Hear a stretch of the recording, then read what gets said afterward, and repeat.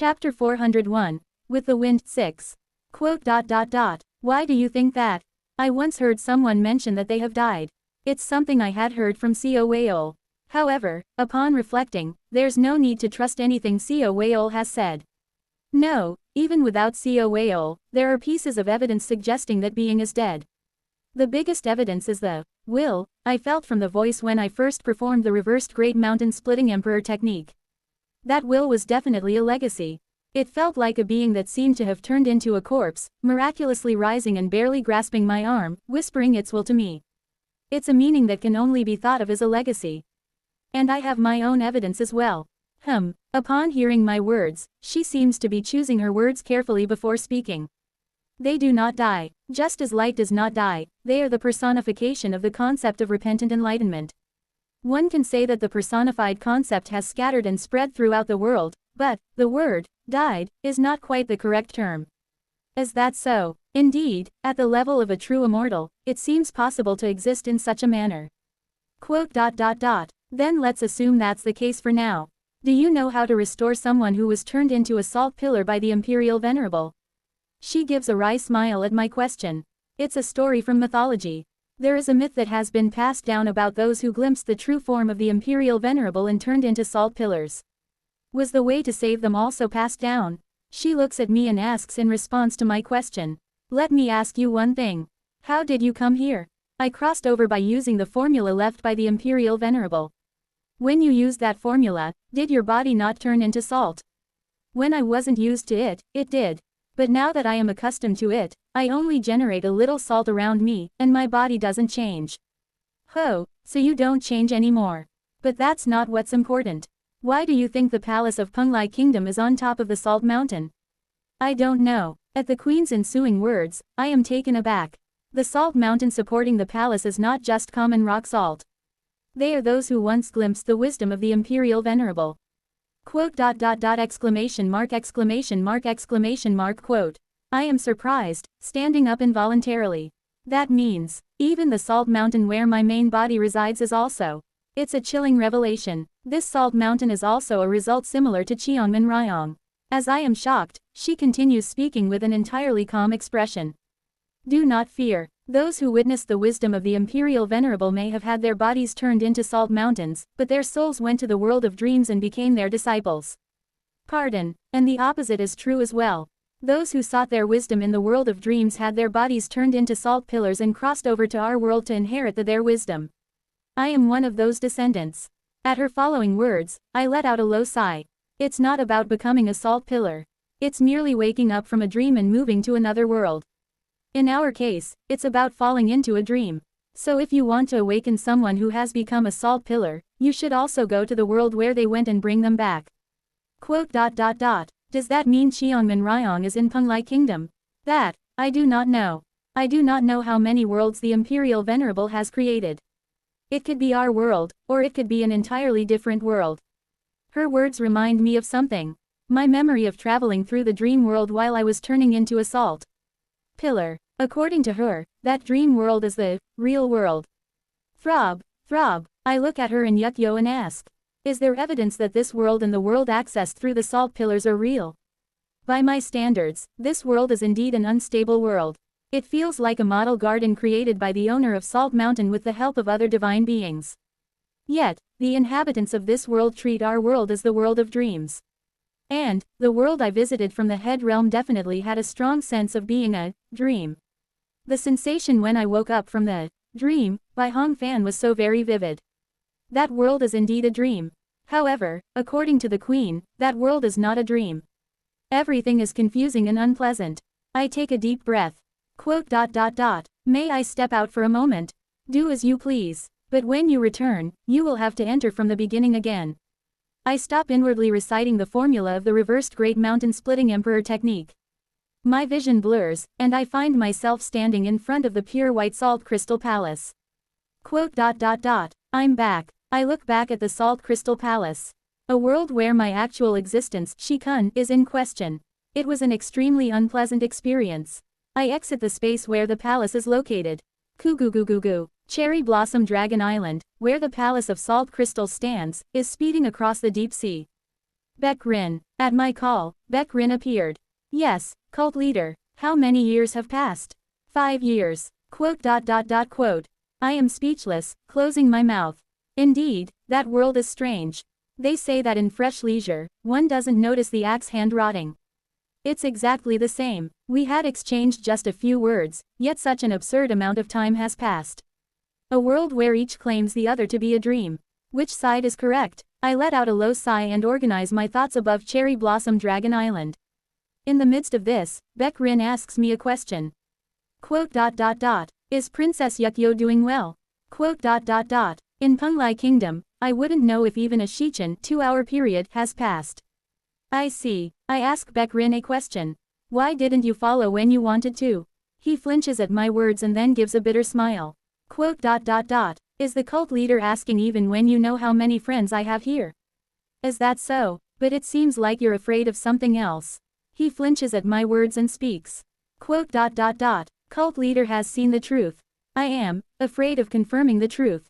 The truth, yes. If I enter that world and realize it's the real reality, then what should I consider our original home? But if I say that world is a dream, I won't be able to endure it there. Single quote. Listening to Beck Rin's worries, I speak. Quote. What if both are real? What if the two worlds are just places you can travel between through a peculiar teleportation array? What would he do then? However, Beck Rin shakes his head as if he can't understand my words. Cult leader. This world and that world can never coexist. One of them must be a dream. Why is that? A simple example. If both worlds are reality, hasn't strategist Yi Wei already shattered her hopes in both worlds? Single quote. Hearing of Yi Wei, my heart feels heavy. It's the same for all of us, cult leader. Every one of us had to endure heart-wrenching pain in that world. It felt like the very purpose of the world was to inflict suffering on us. Of course, reality is no different, but the world within Penglai Island is even more relentless in that regard. As a result, the vast majority of our fellow followers had to endure painful experiences there. Quote. Even Princess Yukyo herself. Being born in that world, she came to this world and lost all her siblings, growing up being abused by Yuk Rin. If we were to tell her that all the misfortune she's faced in this world is real, it would be too much for her to bear. Listening to Beck Rin's words, I let out a small sigh. Quote. I see. I think I understand why it feels unpleasant and why I feel my identity is being shaken. Whether this world is a dream or that world is a dream isn't the important part. What does it matter if it's a dream or not? If I think about it that way, am I not already dreaming my 19th dream? The pain and the scars experienced in each world are too great. I understand that feeling all too well. My life has been nothing but pain. Over the course of 19 lives, I've truly experienced too much. Crying out to the heavens because I couldn't become a peak master. Crying out to the heavens because I couldn't break through the 7th star of chi refining. Losing my mind and experiencing hallucinations. Seeing someone I trust and consider my brother falling into despair. I even witnessed that friend take their own life. I saw the lover I thought I could give everything to, whom I met for the first time in this world, die, torn in two before my eyes. I even have memories of my loved ones being massacred and living in madness. There was a time I once committed suicide to avoid being turned into a puppet by an old monster. There was a time I experienced an unjust death. And there was a time I had to watch someone who liked me for 1,000 years go insane while my soul was preserved in a puppet. I've seen my master explode to death. I've watched my friends and benefactors be brutally murdered. I've even removed my own testicles by my own will. I've witnessed the connections I gave my heart to be annihilated by heavenly punishment. And I've memories of having to end a loved one who went against that fate by my own hands. I experienced being taken over and eroded by a sinister snake, confirmed that what I wanted most is to die and be buried in the ground, and had the amusing experience of dying while being pitied by my alter ego. So many things have tormented me. After all of that, how can I not say that life is a curse? However, despite that, all of it is my reality. None of it can be considered a dream. Beck Rin, yes, you said one of the two worlds must be a dream. Quote. For me, yes. Seeing the enraged Yi Wei and Jeon Myung-hoon in Penglai Kingdom and watching the others, I thought something was strange. Why not just consider both as reality? But it seems others can't endure having two realities. In that case, it's simple. Consider them both dreams. Pardon, don't try to find the reality in this world. After all, whether this place is real or not cannot be proven by any means. But, there is only one thing that remains in this world anyway. A being who once taught me said, the heart never disappears, even if it is regarded as false. Even if it is mocked as a mere function of the lungs, or of the metal attribute. The heart does not disappear. Baek Rin appears puzzled as if he doesn't understand the meaning of my words. Well, after all, this kind of contemplation can only be truly understood by someone like me who has endured at least 19 realities. I chuckle as I leave Baek Rin behind and return to the palace with a clear mind. Let me know if you change your mind. I'll take you to Yukyo's world anytime. Baek Rin did not respond. After entering the palace, I returned to my original position through the library passage that the queen had shown me. Have you sorted out your complicated feelings a bit? Something like that. Now, I'll ask the final question. What is it? I asked the queen. You said that becoming a salt pillars means crossing over to another world, right? Correct. Then, I'm curious about the exact criteria for crossing over to another world, regaining awareness there, and coming back. For example, in this world, you can leave by seizing the crown. Does something similar exist in the other worlds as well? She chuckles at my question. You're a bit mistaken. The way that dreamers escape this world isn't like that. Of course, regaining awareness is as Yukyo explained. I was the one who told her before. However, the proper way to exit this world was never about seizing royal power or such. I heard something changed long ago, which turned this world into what it is now.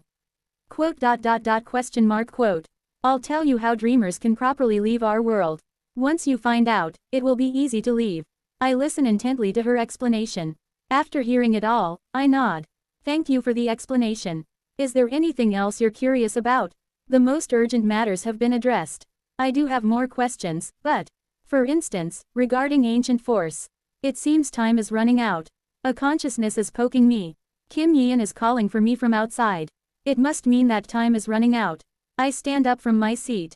Thank you for your answers. I will take my leave now. As I stand up, Yukyo stands up as well. Quote. Cult leader, I have something to say. What is it, Princess Yukyo? Please take me with you as well. What? She speaks with a determined look in response to my question. I wish to deliver my final words to Sir Baek Rin. That would be great, but are you sure? Yukyo nods, and I exchange a glance with the queen. The queen nods as if she has discussed it with Yukyo. Very well, then let us go. Grabbing Yukyo's shoulder, I leave Penglai Kingdom. Wo Wang. When I open my eyes, I see Penglai Island right in front of Cherry Blossom Dragon Island. The two deep-sea islands are facing each other, enveloped in barriers like air bubbles. Sir Baek Rin. As Yukyo enters this world, she calls for Baek Rin, and I see Baek Rin hastily flying over. Stepping aside to let them talk, I manipulate attraction force. Kugugugugu. The air bubbles of Cherry Blossom Dragon Island and Penglai Island merge. Cherry Blossom Dragon Island moves inside Penglai Island. Cooing. Simultaneously, the Salt Mountain and Salt Crystal Palace begin to resonate. I lift the Salt Crystal Palace and slowly bring it over the Salt Mountain.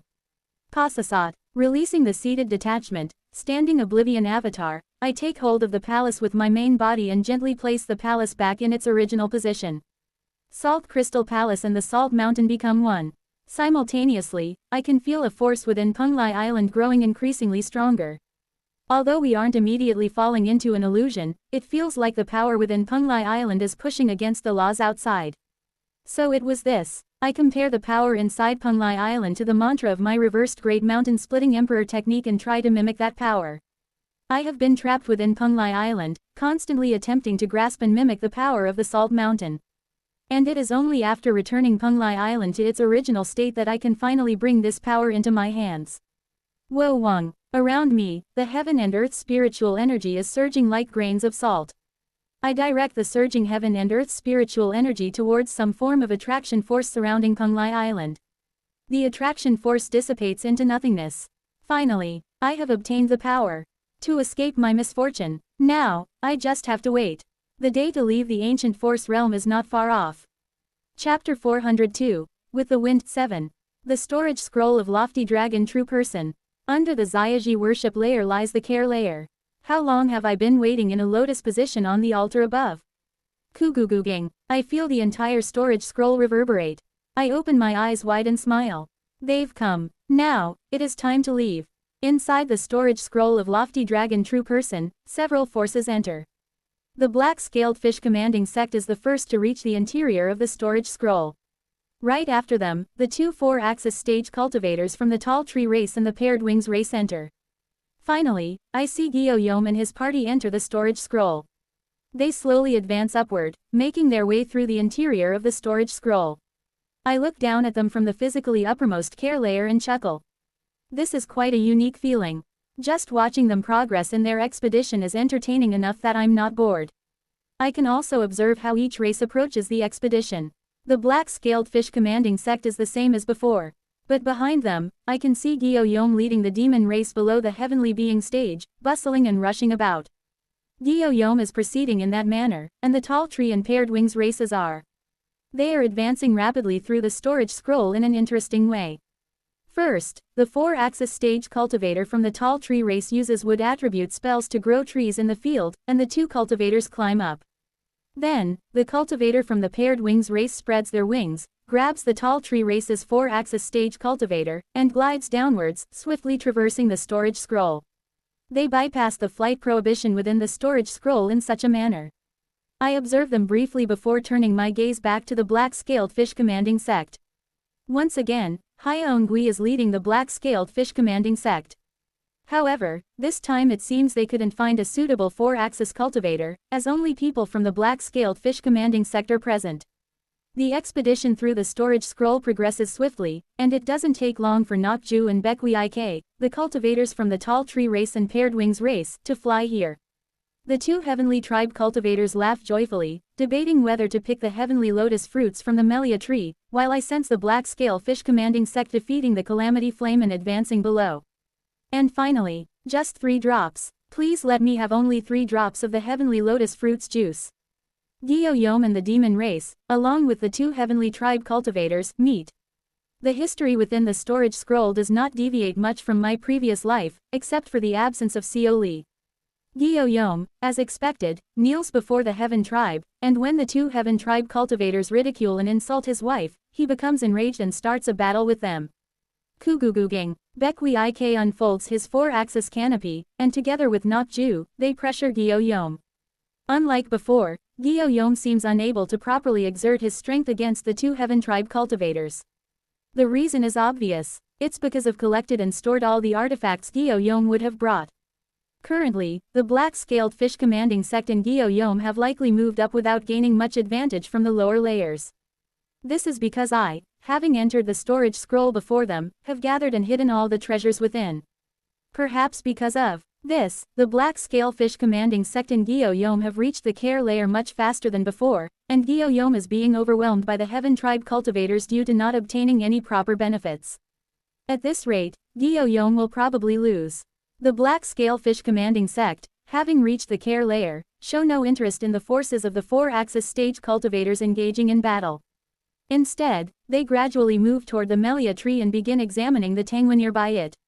The black-scaled fish commanding sect came to acquire something called the recognizing sin tangwa or whatever to escape from Hyeonium.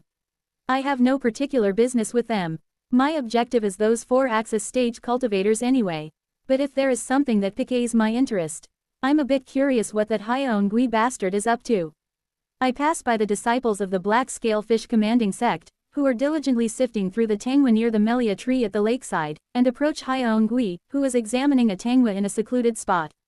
Since my physical body is currently on the outskirts of the nether ghost realm, it's impossible for anyone to perceive me unless they are a ghost cultivator who has cultivated the ghost path method and transformed their nascent soul into a ghost king.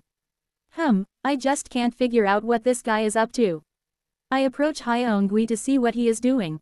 He is focused on searching for something without paying any attention to his surroundings. Then, at a certain moment, found it. Western Heaven Tangwa. Clench. Hyeongui's face lights up with joy as he pulls out something that looks like pitch black paper from the tangwa and clutches it tightly. Flinch. I'm a little surprised by this sight.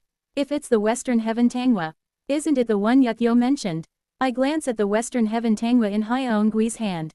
As expected, it's interestingly made of pitch black paper, making it impossible to discern what is drawn on it. Yet somehow, Hyeongui seems to see something as he sinisterly caresses the center of the Western Heaven Tangwa. What is this bastard up to? What kind of secret does Hyeongui hold? Just as I try to observe him more closely. Hyeongui suddenly raises his head. Quote. Exclamation mark quote. Quote. Exclamation mark quote. Hyeongui and I are simultaneously startled. He's looking in my direction. And he is surprised. I am momentarily startled but quickly understand the direction of his gaze and feel relieved. Hyeongui isn't looking at me, but above me. Is there something over there? I turn my head in the direction of Hyeongui's gaze. In the distance, there is a hanging scroll depicting a map of the bright cold realm. It's a huge scroll hanging on all sides of the care layer. I glance at the map of the bright cold realm but can't find anything special. Just what is Hyeongui looking at? Determined to uncover Hyeongui's secret today, I glare at him. The subject of my scrutiny for a while, Hyeongui, chuckles and floats the ink-black paper called the Western Heaven Tangwa into the air. Wu-ung. The four symbols nascent soul unique to the black-scaled fish commanding sect rises into the air, creating a spatial rift. He tosses the Western Heaven Tangwa into the spatial rift and then dissolves the four symbols nascent soul. To see you in the Saha world, how strange. Quote. Question mark quote. He suddenly starts muttering incomprehensible words while looking at the void. This bastard, is he crazy? I heighten my vigilance when Hyeongui starts acting unpredictably. Or is it some kind of secret art? Drawing upon the power of some higher existence. The four symbols. Nascent soul secret art of the black-scaled fish commanding sect is specialized in borrowing power, so he might be trying to borrow the power of a true person. However, right after spouting strange words, Hyeongui proceeds to do something utterly incomprehensible. Quote. Exclamation mark quote. Kukwik. Hyeongui's nascent soul explodes. Immediately after, Hyeongui dies. He committed suicide. What in the? Unable to hide my bewilderment, I approach Hyeongui. He is dead. His face shows no sign of lingering attachment or regret. Just what is this? Hyeongui is a cultivator at the heavenly being stage, a promising talent with a bright future ahead. Yet, this promising talent chose to abandon his life without a moment of hesitation. I can't comprehend it, so I examine Hyeongui's corpse multiple times. Quote. What are you, Hyeongui? It was the same in my previous life. When he died at Seo Lee's hands, he reacted as if it was a nuisance. If Hyeongui had been someone's split soul or had a means of resurrection, it might have been understandable. But I saw it clearly. Hyeongui's soul did not travel anywhere through the plane of soul. It simply headed beyond the outskirts of the netherworld to the afterlife, like the souls of ordinary people. In other words, Hyeongui died without a doubt. Completely. After examining Hyeongui's body, I realize I can possess his body since he died so cleanly. Yet somehow, I feel uneasy. I should feel uneasy. Even a fool can tell. This guy is definitely related to a true immortal. Otherwise, he wouldn't have chosen death so nonchalantly. And the way he was intently staring at the hanging scroll of the bright cold realm just now, is he somehow connected to the bright cold realm itself? That is the only conclusion I can reach. I look at Hyeongui with a slightly uneasy expression, then turn around and walk towards Gyeoyom. Goo. Gyeoyom halts and gasps for breath in front of an enormous forest. These parasite-like heaven tribe bastards. Tears of blood stream down from his eyes. Just what is so precious about 3 drops of fruit juice that you can't spare them? Are you heaven tribe bastards a bunch of miserly beggars who tremble at the thought of giving away even 3 drops of nectar? A sea of blood surges around him, trying to resist the forest. However, along with the forest, a massive beam of light descends from the sky and strikes Gyeoyom. Flash. Chi. The sea of blood Gyeoyom summoned evaporates in the light along with his blood tears. He is being gradually cornered. What's so important about 3 drops of heavenly lotus fruit juice that you can't give even a speck of it? Kwang. Blasted away by the combined power of the forest and beam of light, Gyeoyom vomits dryly with dried blood tears. He doesn't even have the strength to move a single fin. Is this the end? It's then. Quote. Question mark quote. Gyeoyom notices something strange about his shadow. What is this? His shadow should have been that of a shark. However, his shadow has suddenly transformed into that of a monster with 19 heads. A small voice whispers in Gyeoyom's ear. Lend me your body. Quote. Exclamation mark. Who are you? If you lend me your body, I will grant you what you desire. Do you not wish to cure your wife's illness? Quote. That. Gyeoyom looks at the ominous shadow, unable to speak. But he tightly closes his eyes. I will lend you my body. Please, grant me your power. After all, he has nothing left. There is no place to retreat. If that's the case, he has to at least grasp the suspicious demon spirit's hand. As soon as Gyo-yom grants permission, the shadow clings to his body and begins to gradually permeate it. Baek-wi-ik, who is radiating light from his wings, widens his eyes in rage. This bastard, what kind of sorcery are you casting? This sinister aura. However, Baek-wi-ik can't finish his sentence. Kugugugugugu. Gua. An immense pressure engulfs the interior of Baek-wi-ik's four-axis canopy. Simultaneously, Gyo-yom screams. Bizarre patterns are being etched all over his body. Currently, there is a madman the heaven and earth tribes fear the most after the heart tribe. It's the Mad Lord's circuits. Kya, Kua. The process of engraving is evidently painful, as Gyo-yom rolls his eyes back and foams at the mouth with blood. Tension spreads across the faces of Baek-wi-ik and Nokju. Did you see it, Cultivator Beck? I did. Something black entered that shark race's body. Is there a demon spirit within the storage scroll? Possibly. Be on your guard, for the Earth tribe, known for their sturdy bodies, to be writhing in such pain. This is no ordinary demon spirit. It's when Baek-wi-ik and Nokju are concluding their preparations. Kugugugik. The circuit on Gyo-yom's body begins to glow, and simultaneously, the three great ultimates appear behind his head. What kind of sorcery is this? Cultivator Beck. For now, focus the attraction force within the canopy. I understand. However, at that moment, Kugugugu, the three great ultimates have appeared behind Gyo-yom, and four axes emerge around him. Upon seeing this, Baek-wi-ik and Nokju's eyes widen as if it will pop out. How? That shark race was admissed at the early four-axis stage. Could it be that the realm of that demon spirit is? The axes glow, and the characters engraved on them shine auspiciously. Longevity, wealth, health, and love of virtue. Just what is? It's not even a 5 elements axis. And in the next moment, the axes floating around Gyo-yom form a 4-axis canopy and begin to devour the domain within Baek-wi-ik's canopy. Baek-wi-ik's face turns pale. This madness. Devouring a domain is a divine power only possible for integration stage grand cultivators, so how can a grand perfection 4-axis stage do such a thing? But whether his face pales or not, the true orthodox axis foundation centered around Gyo-yom expands. The 5 blessings axis canopy instantly devours Baek-wi-ik's domain and takes control of the surroundings. The scenery, which had been a temple atop a great mountain range, changes. It's a scenery similar to the Dead Earth domain they visited before entering the storage scroll. An endlessly sprawling desert, an unpleasant gray mist that darkens the sky. And, at the center of it, stands Gyo-yom. However, they all can tell. That is not the mere shark race they had been facing moments ago. Wu Wang. Sinister ghostly energy envelops Gyo-yom. Then, Gyo-yom's gigantic form is engulfed by the ghostly energy and transforms. Baek-wi-ik and Nokju's faces turn pale. Through Gyo-yom's body, a dangerous entity is descending. They possess a body that shimmers with starlight, has 19 heads, and surrounding it, heaven and earth's spiritual energy boils wildly in the form of white granules. Kugugugik. Moreover, in the hands of that fearsome ghost, purple steam is boiling furiously, barking like a hunting dog. Nokju, upon facing the Ghost King, immediately flees. Kugugik. He tries to use his own axis to escape from the Ghost King's 4-axis canopy. But it's futile. Kwang. Even when Nokju strikes with his axis, the 4-axis canopy does not waver in the slightest. Nokju screams. What is this? It's no different from an integrated Dao domain. This demon spirit bastard.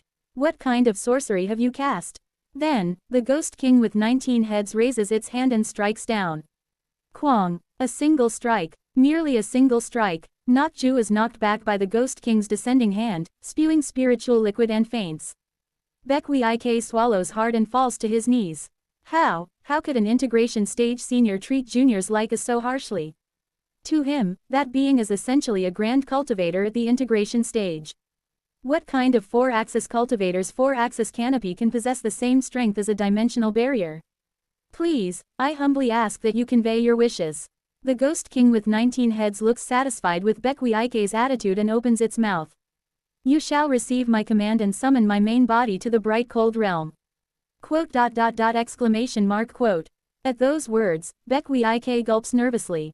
He can understand. The entity before his eyes is a being from another dimension that has sent a split soul at the 4-axis to integration level to the bright cold realm. This otherworldly being is coercing them to betray in order to invade the bright cold realm.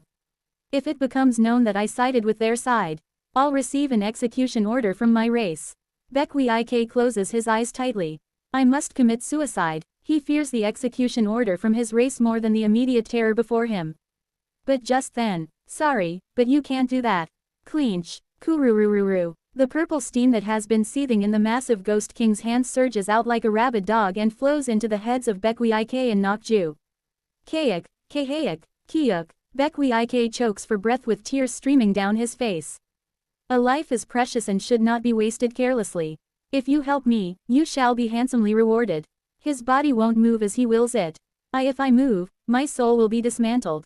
He can sense it. This unidentified old monster's purple spell can disassemble and scatter his soul and spirit in an instant. If that happens, resurrection be damned, it will be the end. What can he do if his soul and spirit is disintegrated? Baek lets out a mournful groan and a deep sigh. Quote. I humbly pray for the venerable senior's mercy. Seeing Baek and Nokju completely subdued, the 19-headed Ghost King possessing Gyo-Yom's body laughs heartily. At last, the advent of our order upon the bright cold realm is near. Wait for me, Human Race Grand Alliance. I have returned. Chapter 403. With the wind. We gathered in one place with joyful hearts. Everyone, listen, we are now heading to the true headquarters of the Wuji religious order. This is the true final destination of our long wanderings in the middle realms. We will enter the bright cold realm. At my words, the hundreds of millions of ghostly creatures of the Wuji religious order let out a ghostly wail, and the demon beast cultivators influenced by the conqueror King Baek-Hwa's forces and the teachings of the Wuji religious order in the ancient force realm cheer in their own voices. I have already told the followers that the bright cold realm is our origin and that the golden divine heavenly thunder sect in the head realm is no different from a sister sect.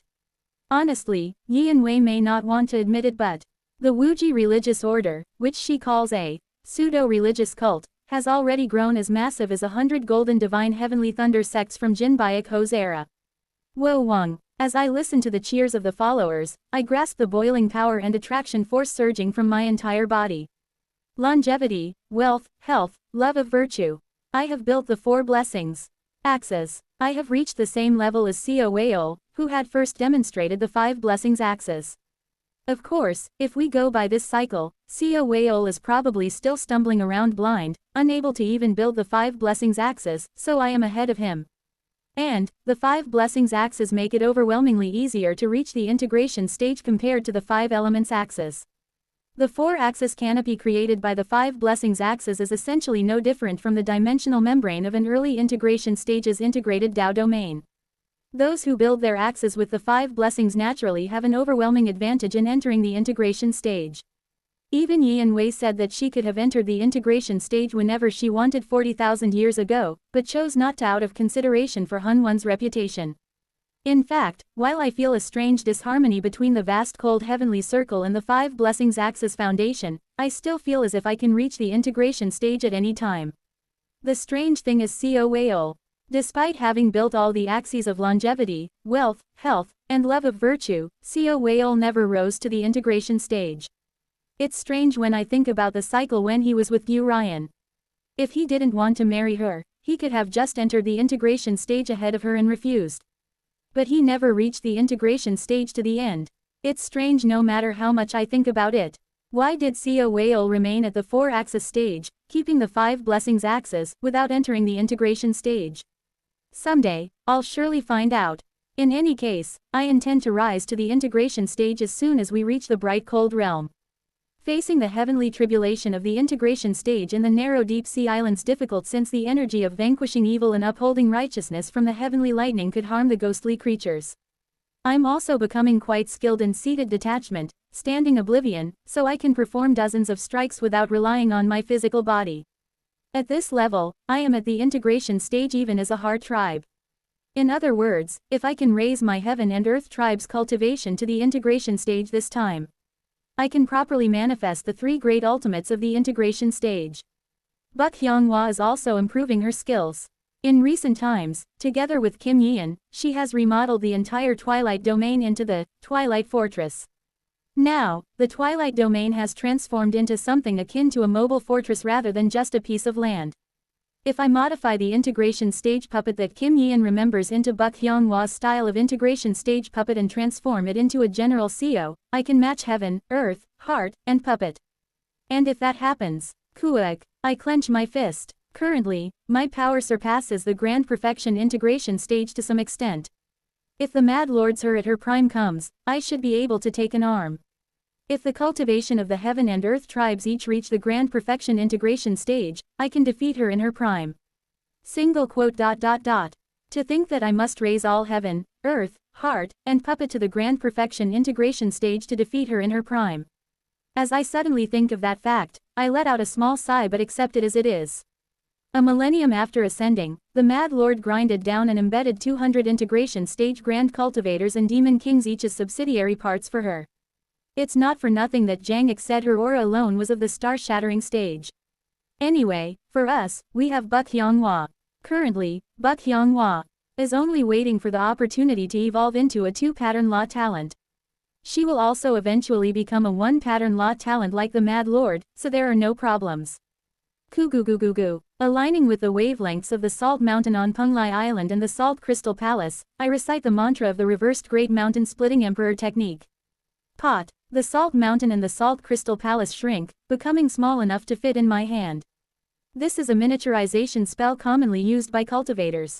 For those at the Heavenly Being stage, the best they can do is miniaturize a single sect, but for those at the Grand Perfection 4-axis stage, miniaturizing a mountain range of such magnitude is no problem. I infuse the energy of the reversed Great Mountain Splitting Emperor technique into the Salt Mountain and Salt Crystal Palace held in my hand. Pot. The Salt Mountain vibrates more intensely than ever before. As if avoiding the wavelengths of the Salt Mountain, he descends and stands behind me. Is it because I'm thinking it's finally time to return? My shoulders feel as light as if they can fly away. Over the years, I have harmonized the Salt Mountain to my wavelengths. Now, this Salt Mountain is essentially no different from my Dharma treasure. I haven't yet made the Salt Crystal Palace completely mine, but the Salt Mountain alone is mine. Now then, followers of the Twilight Fortress, are you all prepared? I return to my 4-axis main body and ask the entire order. Countless ghostly creatures and demon beast cultivators reply in unison with resounding voices. Yes. I look back at my comrades. Kim Young-hoon, Jaeon Myung-hoon, Oh Yun-sok, Kim Yeon, Buk Hyung-hwa, Seo Ran, Shi-ho, the old man carrying a flower basket, Wei Shi-hun, Eum-hwa, Baek Rin. Everyone, thank you for your hard work thus far. It would be perfect if Yeon Wei is here, but it will be best to contact her after returning to the bright cold realm. I smile as I look around at the 8 comrades who have been with me since the early days. Each and every one of them are reliable individuals. Then, now, let's go to the bright cold realm. It all started with the intention of saving just 4 disciples of the Golden Divine Heavenly Thunder sect. However, before I know it, many connections have followed. Kugugugugek. Emitting a strong wavelength into the air, I lift the Salt Mountain Dharma treasure. The power of the Salt Mountain Dharma treasure, emitting pure white wavelengths, nullifies the massive attraction force of misfortune surrounding Punglai Island. We are departing. Kim Yeon and Buk Hyung-hwa activate the Twilight Fortress. Jaeon Myung-hoon and Oh Yun-sok tightly bind the Twilight Fortress with attraction force, and Kim Young-hoon stands at the forefront, ready to cut down the vestiges of the interdimensional void or deep-sea monsters that might appear during dimensional travel just like during ascension. And I, as the cult leader, stand even further ahead of Kim Young-hoon, and connect with Gyo Yom, Baekwi Ik, Nok-ju, and others in Lofty Dragon True Person's storage scroll, pulling together with attraction force. We pull from the bright cold realm and hold in the ancient force realm as we escape. Kugugugugugu. Kim Young-hoon slices through the dimensions of the deep sea and cuts down the deep sea monsters. Through the gap, the Twilight Fortress flies rapidly. At this rate, we will smoothly arrive at Lofty Dragon True Person's storage scroll. I speak with Kim Young-hoon, who is at the forefront. Hung Nim, about the name-seated detachment, standing oblivion. Yes, I have decided on my own name as well. Oh, what is it? I turn around to look back. Hong Fan pushes aside the flower basket carrying old man and brings tea to Kim Young-hoon and I at the forefront. Please have some tea. Thank you, Hong Fan, along with my comrades. subordinates, and followers of the order. There is so much I have gained.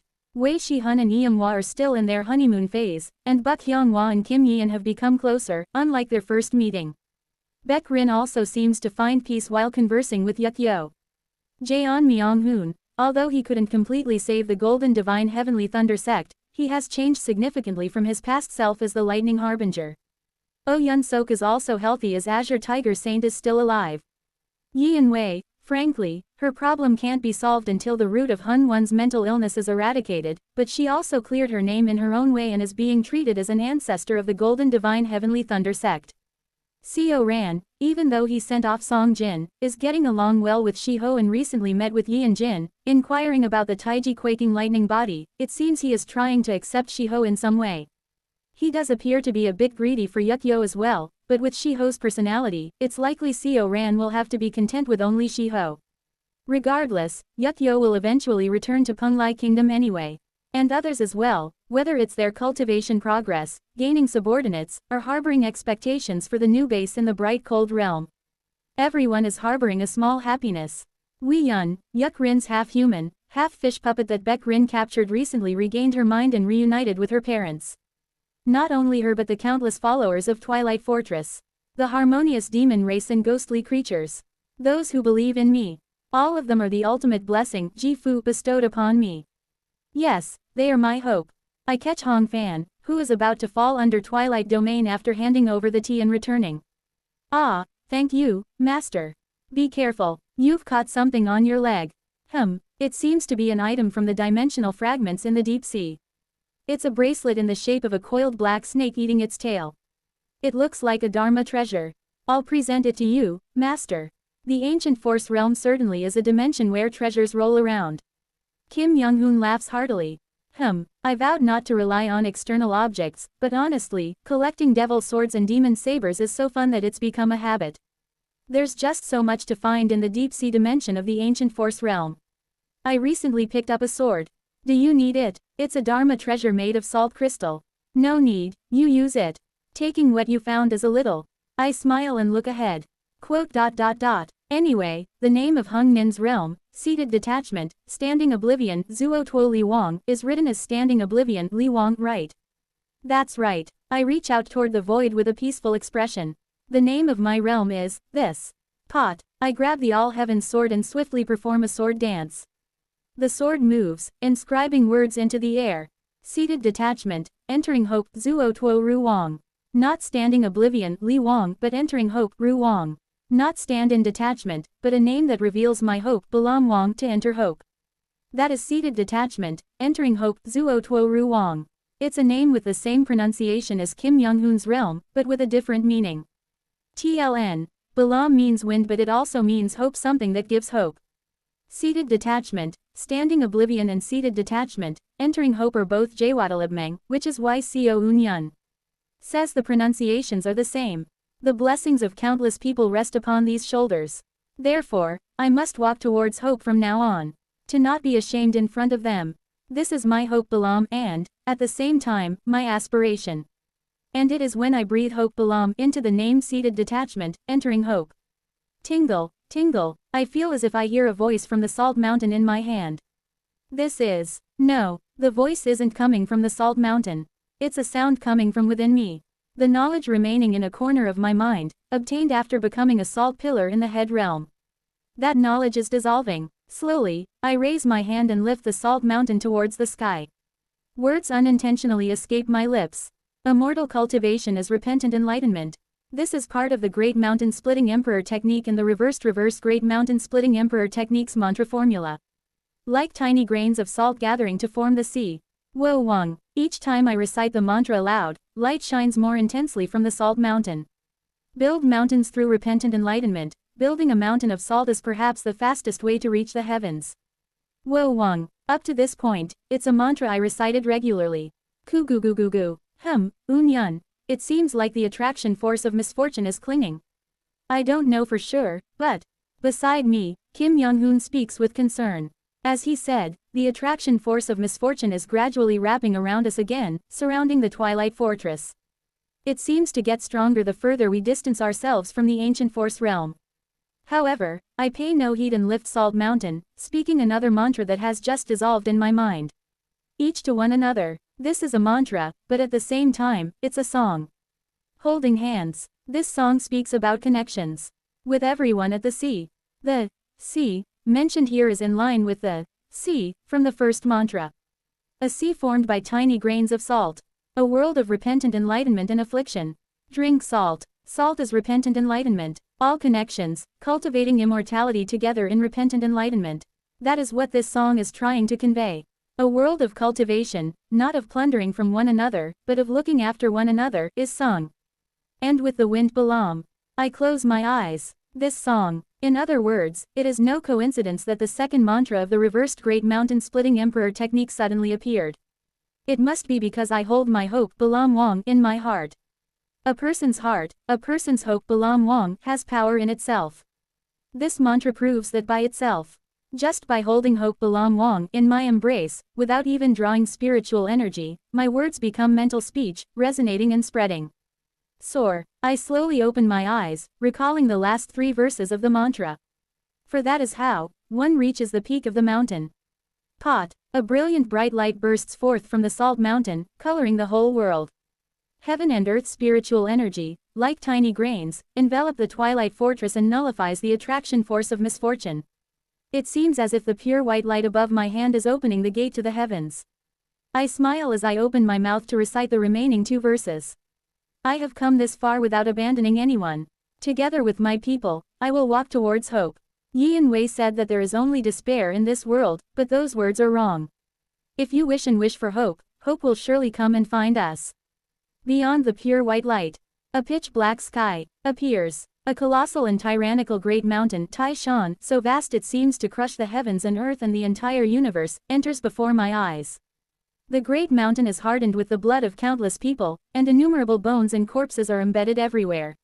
It's a mountain built upon despair and fear, greed and suffering. The peak of that great mountain seems to reach the end of the universe. And then, I make eye contact with something at the summit of the great mountain.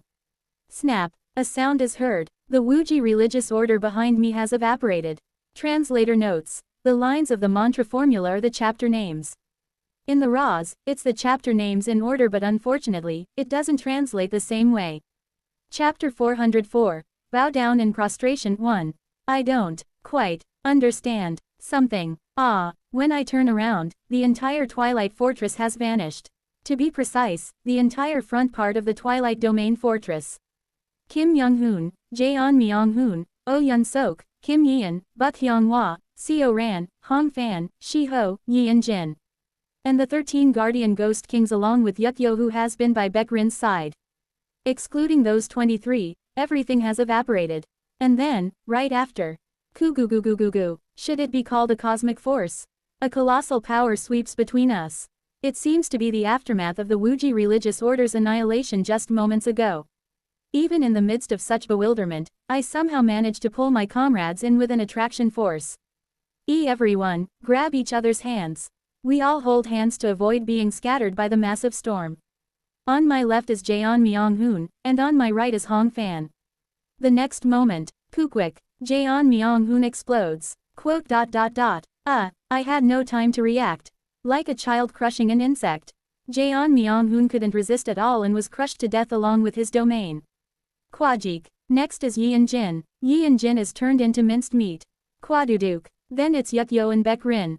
The 2 lovers are crushed and mixed together, their remains intertwined. Waduk, Kwaduduk, Ududuik, Badudududuk. For a while, my comrades burst and die like bugs. Shortly after, the ones left are Kim Young-hoon, Oh Yun-sok, Buk Hyung-hwa, Hong Fan, and Seo Ran. Kim Yeon, only her head remains. This fact, someone, please tell me that this is not reality. The storm subsides. With trembling hands, I reach out to the chunks of flesh before me. I caress Yeon's face, and then, I once again look up at the great mountain that has appeared ahead. What is this? My voice, it doesn't come out properly. It isn't out of fear of an existence beyond comprehension. I'm just, so, very, very overwhelmed with emotion, that my voice doesn't come out. Right now, that before my eyes doesn't exude any kind of dignity. I can tell, It's a kind of projection sent by integration stage grand cultivators. That too, a special kind of projection designed specifically to avoid revealing their rank. It's like a shadow, hence, it's natural that nothing can be felt. But because it's a shadow, I can gaze at the existence at the peak of the great mountain. They're so distant that I can't see them. But I can definitely tell. That existence is the one that just crushed and killed my comrades. Ah, ah, ah. I can feel it, that existence. It's looking directly down at me. You called for me, too distant for my consciousness to perceive, too far for my eyes to reach. But I know, right now, that thing is smiling. After taking everything from me. Ah, UGHK, UGHK. Eyoke, it hurts, it hurts. My chest feels suffocated. I pound my chest, and something bursts out. It's a flower. It's a black blood tears flower. Normally, requiring the preparation of materials through the Yin Soul Ghost incantation and needing to be refined through a special spell formula as the black blood tears flowers, but now, it just pours out as soon as I open my mouth. Flowers of monstrosities pour out of my mouth in torrents. From my eyes, nose, ears, no, it feels like flowers are gushing out from every orifice in my body. UUUGH. KO, yoke, Eok, did you use less than phenomena extinguishing mantra greater than? UHUOOK. UEOOK. EEOK. I shall teach you properly. AAK. UAAAAAGH. AAAAAH. K. My eyes roll back. I savagely tear open a hole in my stomach and pull out the colorless glass sword. The idea of taking it out from my mouth doesn't even occur to me. Completely deranged, I charge towards the black mountain in front of me. Wadudududuke. Quote. My vocal cords shatter, as if silencing me. At the same time, the colorless glass sword I hold shatters into pieces and scatters into the void. As if mocking me. Wu Wang. The barrier of yin-yang and 5 elements rises, trapping me. At the same time, space begins to warp. Ah, yi, yin, yan. Crunch splatter. I see Buk Hyunghwa, who is still alive, get caught in the spatial storm and have her entire body crushed. Ha, Kim Young-hoon tries to resist but is torn limb from limb and dies as his head is plucked off. This bitch, you dog shit, you dog. Oh Yun-sok tries to do something but is compressed into a meatball and dies. Seo Ran, peculiarly, has his nascent soul extracted and absorbed into the Black Great Mountain. And, Hong Fan is caught in the spatial tempest and has his entire body torn apart. Even as his body is being ripped to shreds, he speaks with his trembling pupils, as if saying everything is fine. It has been an honor to serve you up close. As long as Master remembers me, I will always be watching over. Kwajik. Those are Hong Fan's last words. He looked like an old man, but in reality, he was even younger than Buk Hyunghwa. The little centipede that had stuck close to my foot on ascension path. Who sacrificed himself and died for me when I was modified by the Mad Lord. Who, even though I didn't take care of him when we went to Seo Weol, showed his talent and grew up to be a splendid genius centipede. Who eventually reached the transformation stage and took on human form, becoming Hong Fan. Who had always silently served by my side until now, my subordinate. No, my friend, has died. Quote. I wail with my shattered vocal cords. My voice, resounding across heaven and earth, spreads throughout the world. Phenomena Mie extinguishing Fa mantra Jen Yan. I see it, in front of Great Mountain. Something begins to gather. I think of it as just the spiritual energy of yin-yang and 5 elements at first. Because it exactly matches the flow of the reversed Great Mountain splitting Emperor technique that I have memorized. However, I gradually realize something. Something is gradually gathering more and more. No, beyond that, the attraction force of the world is growing stronger. Jang Ike's words flash through my mind. When the attraction force of the heavenly domain reaches its peak, the end will come. Kugugugugugu. The attraction force of the entire world outside the barrier of yin-yang and 5 elements is gradually becoming stronger. Centered around the materialized sphere formed by the energy of yin-yang and 5 elements gathered in front of Great Mountain, the entire attraction force of the heavenly domain begins to converge. The universe starts to contract. Are those stars decaying corpse realms? Ah, they are galaxies. Amidst this surreal scene, I watch in a daze, forgetting even to wail, as countless stars, decaying corpse realms, and galaxies converge into a single point. The heavenly domain begins to narrow. Gradually, the world becomes hotter, filling with light and heat. I gape as I see countless decaying corpse realms being pulled toward Great Mountain. Thighs, Yongsu Jin's ring finger, someone's backhand, flesh, bones, livers, eyeballs, other organs, skin, tails, and so on. Countless decaying corpse realms are being sucked in, and galaxies are colliding with galaxies. And then, quote. My eyes widen, wondering if what I am seeing is real. Nether Ghost Mingwei Purple Gold Zijin Ancient Force Guli True Devil Genmo Bright Cold Guang Han. The 5 middle realms are being sucked into that sphere. As someone who has built the symbolic axis of each realm, I can distinguish the middle realms. And something dark red in the distance seems to be trying to escape, but is inevitably pulled in as well. But that isn't all! Exclamation mark! Exclamation mark! Exclamation mark! Exclamation mark! Exclamation mark! Exclamation mark! Exclamation mark! Exclamation mark! Exclamation mark! Exclamation mark! Exclamation mark! Exclamation mark! Exclamation mark! Exclamation mark! Exclamation mark! Exclamation mark! Exclamation mark! Exclamation mark! Exclamation mark! True persons. The true persons who have suffered fatal wounds from me are, of course, as well as those disguised as planets and quietly sleeping, all awaken and try to flee in the opposite direction of the attraction force. Yet not a single true person succeeds in escaping and are instead all sucked in. The situation is so surreal it feels like a dream. Soon, the world itself, now filled with light and heat, compresses in front of Great Mountain. In other words, all the galaxies, middle realms, decaying corpse realms, and true persons have been sucked in and contracted to the same size as the sphere. No, the contraction doesn't end there.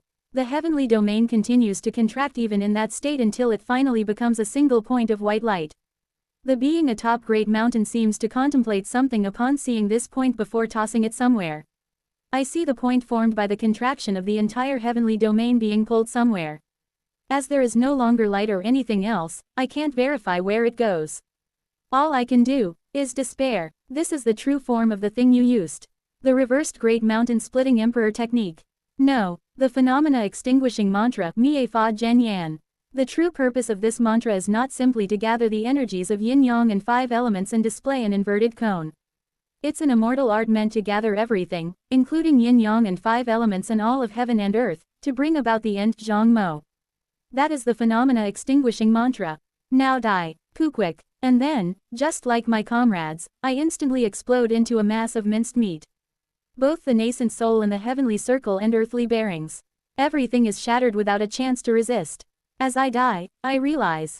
The being atop Great Mountain kept me alive until the very end solely to mock me in the most miserable way possible. Until the very end of all ends, that thing mocked me. Feeling the mockery of the existence atop Great Mountain, I lose consciousness. That is my 20th return.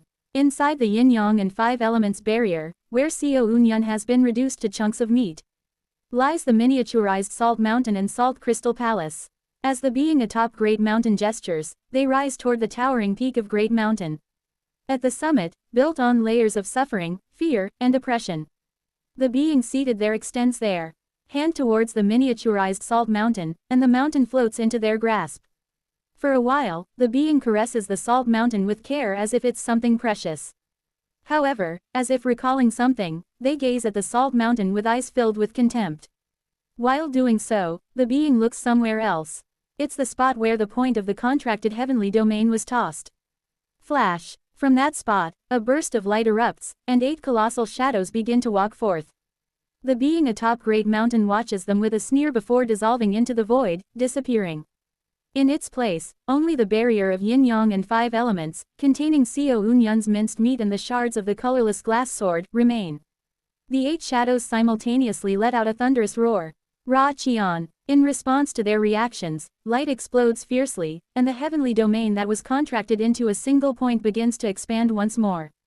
The astral realm, Xingjia, that is, the universe Yuzhou, begins to unfold once more. After the yin-yang and 5 elements barrier enters the universe. When the universe starts to fully form again, it unravels. Throughout the universe, newly born quasi-immortals at the entering nirvana stage squirm and swim in all directions, instinctively beginning to create stars.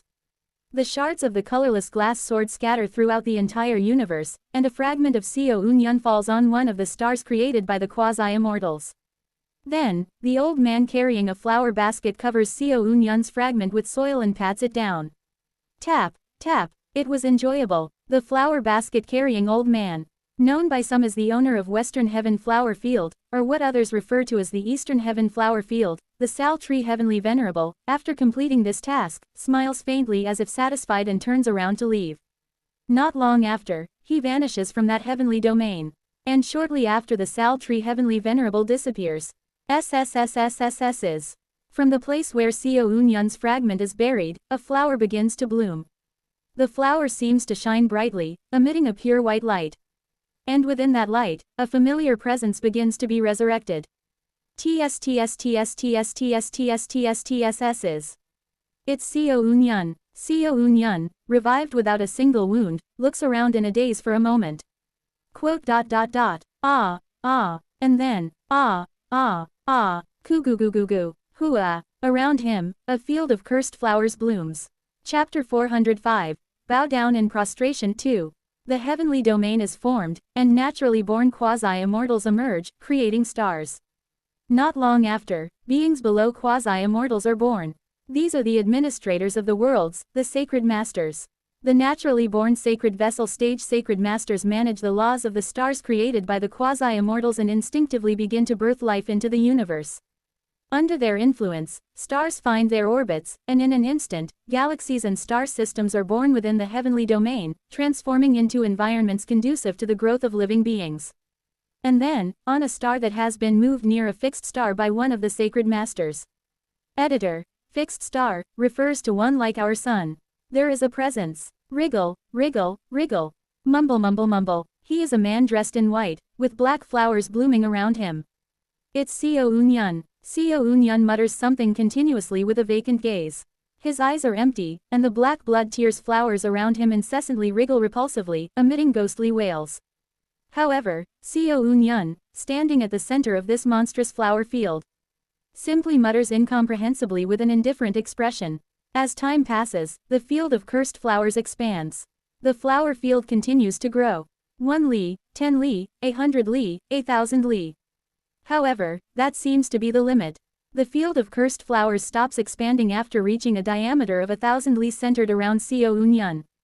Instead, at a certain moment, rather than flowers in a flower field, animals begin to appear. Wriggle, wriggle. Things like veins and intestines, having sprouted from Seo Eun-yun's body, struggle to detach from him before eventually dying. This phenomenon continues for decades, eventually evolving. Then, at some point, Heo, Heok, Hek. A dark black blood tears flower seems to bloom from Seo Eun-yun's body, and from within the black blood tears flower, a being with tentacles and a face identical to Seo Eun-yun's emerges. After staring at Seo Eun-yun for a moment, the being attempts to flee as far as possible from him with a face filled with terror. However, the further it gets from Seo Eun-yun, the more it seems to lose strength, eventually shriveling up and dying. Dozens of black blood tears flowers bloom from Seo Eun-yun's body each day, and from within them, monsters identical to Seo Eun-yun appear and attempt to flee from him, only to repeatedly wither and die. The true identity of these monsters are none other than Seo Eun-yun's heart demons. Even though the heart demons wither and die, they all desperately try to escape from Seo Eun-yun's body for a reason. Mumble mumble mumble mumble mumble. Seo Eun-yun's lips continue to mutter something. But, though he is muttering, the exact meaning of those words are impossible to discern. They are merely sounds emitted without any purpose. And the eyes of Seo Eun-yun, who is uttering these meaningless words, are so darkly tainted to a point no one could possibly imagine. Though Seo Eun-yun himself seems unaware, as time passes, his hair gradually turns white. Just like it would in his old age. Mumble mumble mumble. However, whether he knows it or not, Seo Eun-yun continues to mutter repeatedly, constantly vomiting curses from his body. A new heavenly domain was born, and 1,000 years passed. During this 1,000 years, countless life forms began to settle on various stars under the guidance of the sacred masters. Naturally born star-shattering stage beings also began to emerge one by one, breathing new power into the heavenly domain. And during this millennium, there is a planet that has half melted. Near the core of that planet, there, something that has been drooping and muttering with a ruined gaze suddenly clenches its fist. The being that clenched its fist strikes its own head with that fist. Quang! The entire planet trembles. It's a truly terrifying blow, but the being remains unscathed even after taking that blow. However, there appears to be some effect. The being stopped its muttering, splits open its own stomach, and reaches inside to pull something out. It's a scroll. When the scroll is unfurled, certain objects and puppets sealed within are revealed. One of the puppets inside the scroll is crying and wailing. The being that half melted the planet pulls out the puppet with a vacant expression. Congratulations on thy birthday, most revered cult leader. The puppet wears a face full of reverence and bows to him in the shape of a 90-degree angle. And finally, he understands. Roughly 1,000 years after the birth of the new heavenly domain following the end. That day is exactly his 5,000th birthday. Of course, this is his 5,000th birthday not in terms of physical age, but in terms of the age of his soul. The being celebrating his 5,000th birthday. Seo Un-yun, upon hearing the puppet's congratulatory words, finally regains his sanity. Quote. However, just regaining his sanity didn't bring about any drastic changes. He simply continues staring into the void. What good will it do if something changes? In any case, there is nothing left in this world. All those he loved are dead. There is no place to return to. In that case, just what is a person supposed to do? For roughly 1,000 years, he has raged, suffered, and cursed. But after half melting the planet, rather than pain, a sense of emptiness engulfs him. In the past, when he lost his beloved to Yuan Li and swore revenge, it was because Yuan Li was still at a level within his reach to some extent. But this time, what can he possibly do about the being that annihilated his comrades, the ones he loved?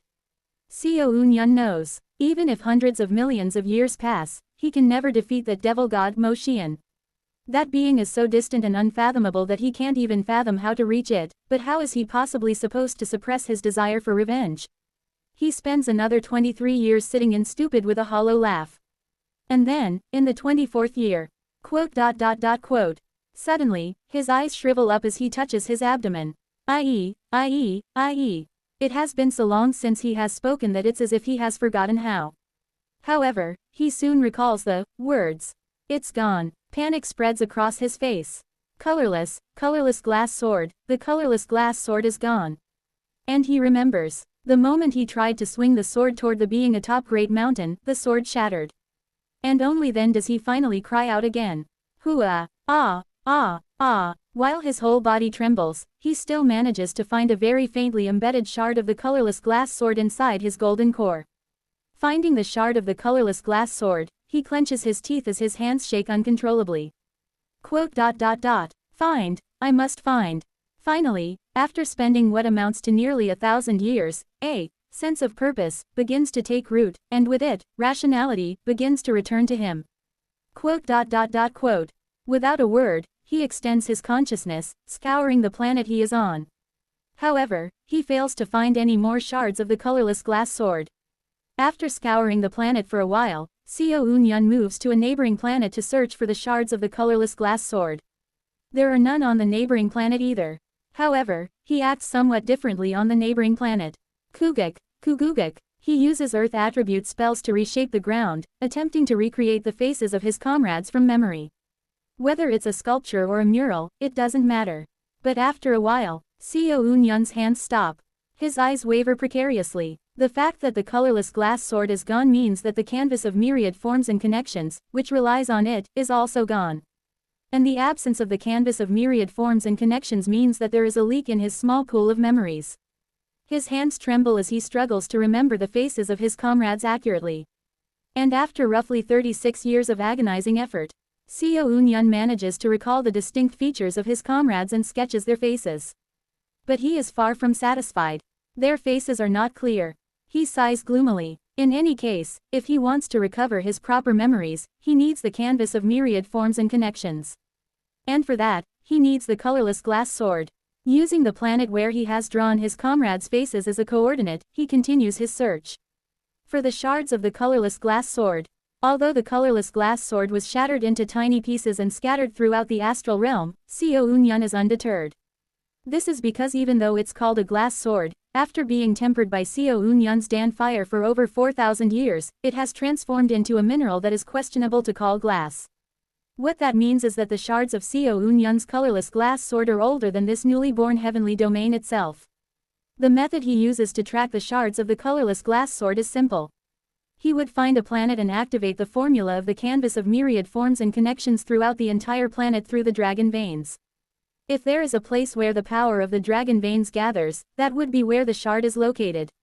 The planet where the canvas of myriad forms and connections is activated will be one where the canvas of myriad forms and connections has never been used before, and if the dragon veins activated through the aura of the canvas of myriad forms and connections are further concentrated on a specific location, then it is likely the shard of the colorless glass sword, which is more familiar with the canvas of myriad forms and connection compared to the planet itself, would be there. Using this method, Seo Eun-yun is able to recover a shard of the colorless glass sword about the size of a thumb over the course of 4,000 years. And there is one very first thing Seo Eun-yun does after finding that much of the colorless glass sword. Wo-wang. He returns to the planet where he has first drawn the faces of his comrades and activates the canvas of myriad forms and connections using the thumb-sized restored piece of the colorless glass sword. Although the range that can be restored isn't a lot, it still contains the faces Seo Eun-yun desires.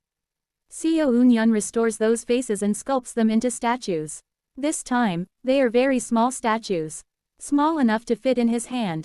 After burying those statues on the planet, he creates tombstones on the ground. He has only made the graves for those within the restored canvas of myriad forms and connections. That is all Seo Eun-yun can do for now. However, he has already found a new purpose. To fully restore the canvas of myriad forms and connections, remember all their faces, and create tombstones for everyone he remembers from the previous heavenly domain. That is his new goal in this new heavenly domain, where no one remains. He bows deeply towards the graves he has already made and lights incense. In his own way, he is giving them a funeral. Thus, from that day, Seo Eun-yun's journey began. A further 6,000 years pass. Seo Eun-yun has now reached exactly 15,000 years of age. Clink. Seo Eun-yun finally restored a handle of the colorless glass sword. The progress is painfully slow. However, he smiles. The number of tombstones he has created on planets has increased. He places the colorless glass sword into his storage scroll. He still doesn't fully understand how he was resurrected, but one thing is clear. The entity that revived him also restored his storage scroll and his other belongings. Thanks to that, he is able to use the conveniences of a cultivation civilization, such as the storage scroll. Looking at the handle of the colorless glass sword inside the storage scroll, he thinks to himself. Refining them in his Dan fire can only be done after all the shards of the colorless glass sword are restored, tempered together.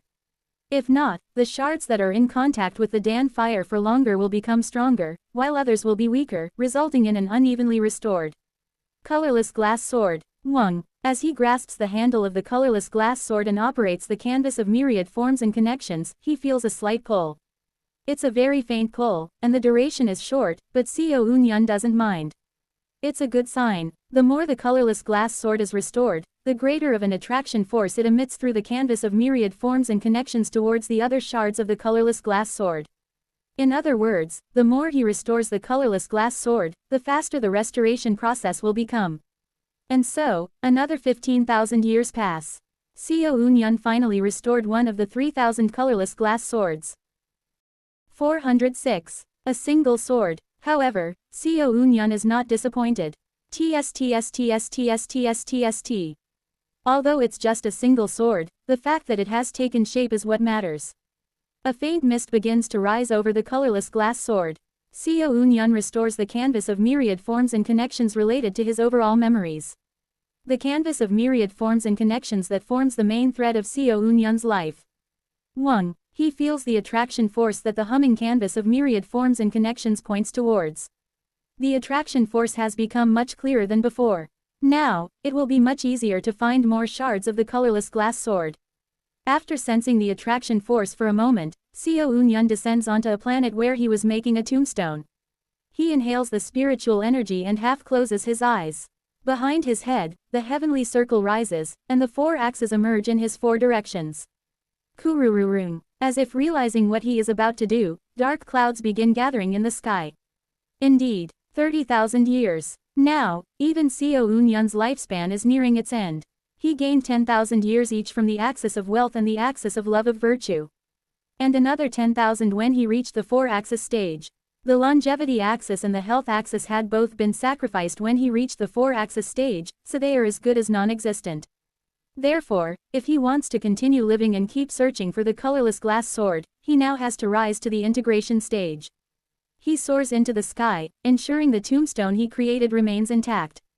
Unlike the typical heavenly tribulation that could be faced comfortably while sitting, the breakthrough tribulation for the integration stage has to be faced while floating in the sky. In the case of Jaeon Myung-hoon, the power of his heavenly golden thunder body allowed him to transform and withstand the tribulation, but Seo Eun-yun, possessing more ordinary talent, has no such ability. First, let's gather all the necessary materials. Seo Eun-yun directs his will towards the dragon vein below. Attraction force emanates from his hand. Kugugugugu. The dragon vein, which had been boiling within the star, is pulled out by Seo Eun-yun's will and begins to be refined within his grasp. Seo Eun-yun uses the internal energy method known as Dragon Vein Chi method, which he mastered during his time in the martial world. In an instant, Seo Eun-yun's body transforms, becoming indistinguishable from a dragon blood pool where dragon veins converge, and the powerful energy of the dragon vein surges like a torrent following the circulation of the Dragon Vein Chi method. Connected to the dragon vein through the Dragon Vein Chi method, Seo Eun-yun refines yet another nascent soul through the Earth Tribe method. The energy of the Dragon Vein Chi method is of the Earth attribute, and the newly refined nascent soul glows with a golden hue, imbued with Earth energy. 1. A nascent soul of the Earth attribute appears before Seo Eun-yun's eyes. Using the power drawn from the dragon vein, he begins to erase the personality of the nascent soul, leaving only its attribute. And then, woo-dook, woo-doo-doo-dook, he starts compressing the nascent soul. After a while, the nascent soul completely transforms into an axis of 5 elements representing the earth element. Seo Eun-yun places the axis of 5 elements refined through the Dragon Vein Chi method onto his palm and then alters its attributes in correspondence with the 8 trigrams. The fire of the 5 elements corresponds to the fire Li Huo of the 8 trigrams. The water of the 5 elements corresponds to the water Kan Shui of the 8 trigrams.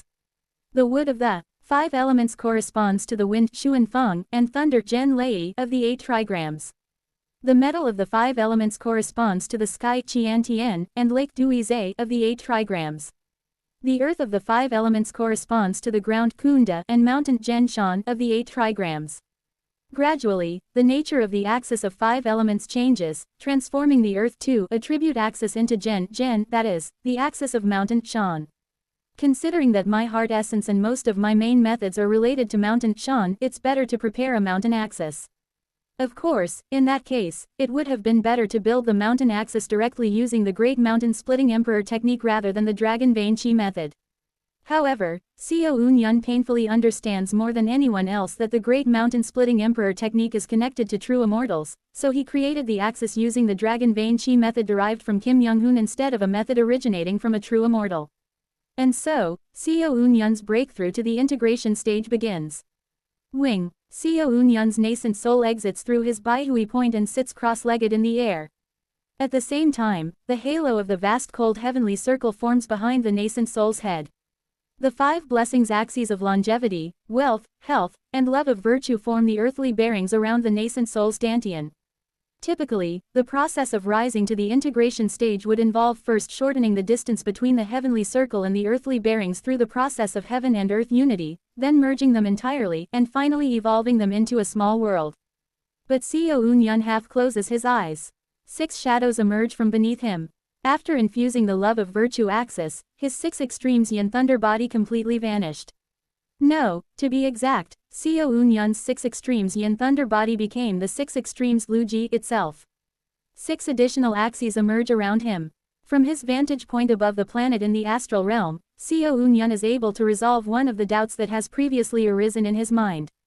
It's about the 5 elements heterodox axis foundation, the 5 elements orthodox axis foundation, the regular 5 blessings axis foundation, and the 5 axes 6 extremes axis foundation formed by receiving the 5 blessings and returning lifespan to sense the 6 extremes. The 4 axis stage, or rather, the earth axis stage, has a lot of methods. Then among all these methods, which one is the correct approach? He has pondered about this. The 5 elements axis places the attribute learned by one's nascent soul as the center and strengthens the central axis with the remaining 4 axes of 5 elements. The 5 blessings axis do not strengthen attributes but instead strengthens the 4 axis canopy itself. Which one is truly the proper earth axis stage method? Only now, on the day he performs the breakthrough ritual to the integration stage, does he finally find the answer. Single quote. They were all one from the beginning. The originally united method of Axis Foundation practice. It has been split by someone.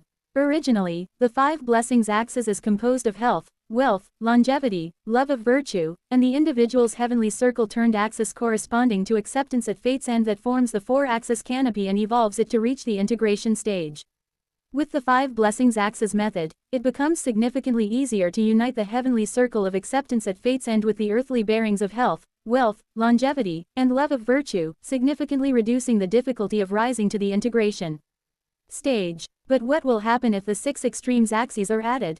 Heavenly circle of acceptance at fate's end, along with longevity, wealth, health, love of virtue, and the 6 extremes. First of all, the numbers don't add up.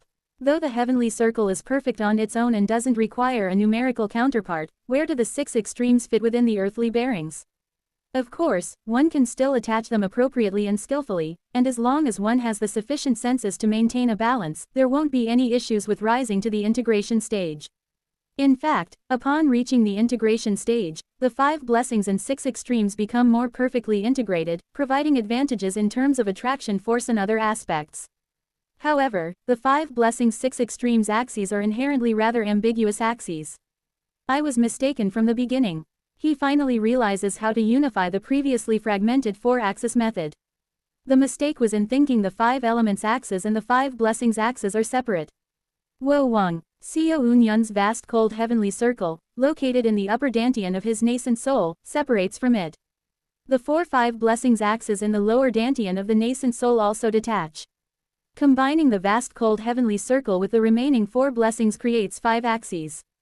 Adding the 6 extremes axis results in 6 axes. A total of 11, a rather ambiguous number. However, Xiao Unyun lifts the mountain axis that he prepared beforehand. The mountain axis slips in among the 11 axes. 12 axes are now formed. At last, the earth axis stage is completed, requiring the 5 elements axis, the 5 blessings axis, and the 6 extremes axis. That is the proper earth axis stage. From the beginning, the crucial point in forming the heavenly circle and earthly bearings is the sky and ground. The 4 directions aren't necessarily required. Xiao Unyun completes the earthly bearings with the earthly branches de Ji. Wo Wang, centered around Xiao Unyun's nascent soul, the 12 axes connect through attraction force and each take their respective positions. Then, the yin-yang dual energies within Xiao Unyun's nascent soul begin to rotate, turning the wheel of day and night. With each cycle of day and night, the nascent soul's shadow and light sweeps across the 12 axes in sequence. Gradually, the rotation of day and night accelerates, and the speed at which light and shadow passes over the 12 axes also increases. And at a certain moment, the 12 axes shine brightly, drawing a circle. Xiao Unyun converges his attraction force towards the center of the circle, preparing to break through. Inside the circle created by the 12 axes, the scenery of Xiao Unyun's 4-axis canopy begins to be reflected. And according to the landscape within the 4-axis canopy, the circle gradually begins to take on a 3-dimensional form. It's a method of advancement quite different from that of ordinary cultivators at the 4-axis stage, but he proceeds without hesitation. Wu Wang, the 4-axis canopy that had been becoming 3-dimensional suddenly forms a complete sphere, and Xiao Unyun's nascent soul expands to match the size of the sphere, placing it within his dantian. The shape is strikingly similar to the planet beneath Xiao Unyun. These are the earthly bearings de Fang. However, Xiao Unyun integrated his heavenly circle axis with the earthly bearings. So, how is he supposed to achieve heavenly circle? The answer is simple. Wu Wang, centered around the earthly bearings within his nascent soul, Xiao Unyun's nascent soul gradually begins to melt. His nascent soul becomes the atmosphere surrounding the earthly bearings world, simultaneously becoming the cycle of yin and yang of day and night, the star constellations, and even the cycle of the 4 seasons. Xiao Unyun gradually makes his nascent soul resemble the planet beneath his feet. His attraction force forms the earthly bearings attraction force, giving rise to the concepts of north and south. With the workings of day and night, east and west are born, finally manifesting the concept of the 4 directions within the sphere. The heavenly circle of the sky and the earthly bearings of the ground interact, forming a small world of heaven and earth unity. Simultaneously, dark clouds begin to gather in the sky. Seo Eun-yun starts his rise to the integration stage. Kwururururung. From the sky, 3 types of heavenly lightning descend upon him at once. The ordinary blue-colored heavenly lightning that falls from the sky. The golden heavenly lightning that typically strikes during breakthrough. And the mysterious black-colored, Zansei, heavenly lightning, symbolizing the heavens. TLN. Mysterious black as in the same black in Black Ancient. Each of these 3 types of heavenly lightning strike Seo Eun-yun with exactly 200 bolts each. Kwadudududu. At the same time, the dragon vein of the earth beneath Seo Eun-yun's feet begins to writhe violently. Simultaneously, with a thick mist seemingly gathering near the ground, lightning surges from the ground to the sky. Again, the blue lightning that has been striking Seo Eun-yun and the enders. The golden lightning, typical of a standard breakthrough heavenly tribulation, and the yellow-colored Huangsei lightning, symbolizing the earth, shoots up from the ground to the sky with 200 bolts each, striking down on Seo Eun-yun. But that is not the end. Dark clouds begin to form from the east of the planet, and in addition to the blue and golden heavenly tribulation, the azure-colored Qingse heavenly tribulation, symbolizing the east, sends 200 bolts each towards Seo Eun-yun. From the west of the planet, dark clouds gather again and sends 200 bolts each of blue, golden, and white-colored Baisei heavenly tribulation, symbolizing the west, towards Seo Eun-yun. From the south, 200 bolts each of red-colored Kaisei heavenly tribulation, symbolizing the south, along with the golden and blue heavenly tribulation, are sent. From the north, 200 bolts each of black-colored Heisei heavenly tribulation, symbolizing the north, along with the golden and blue heavenly tribulation, are sent.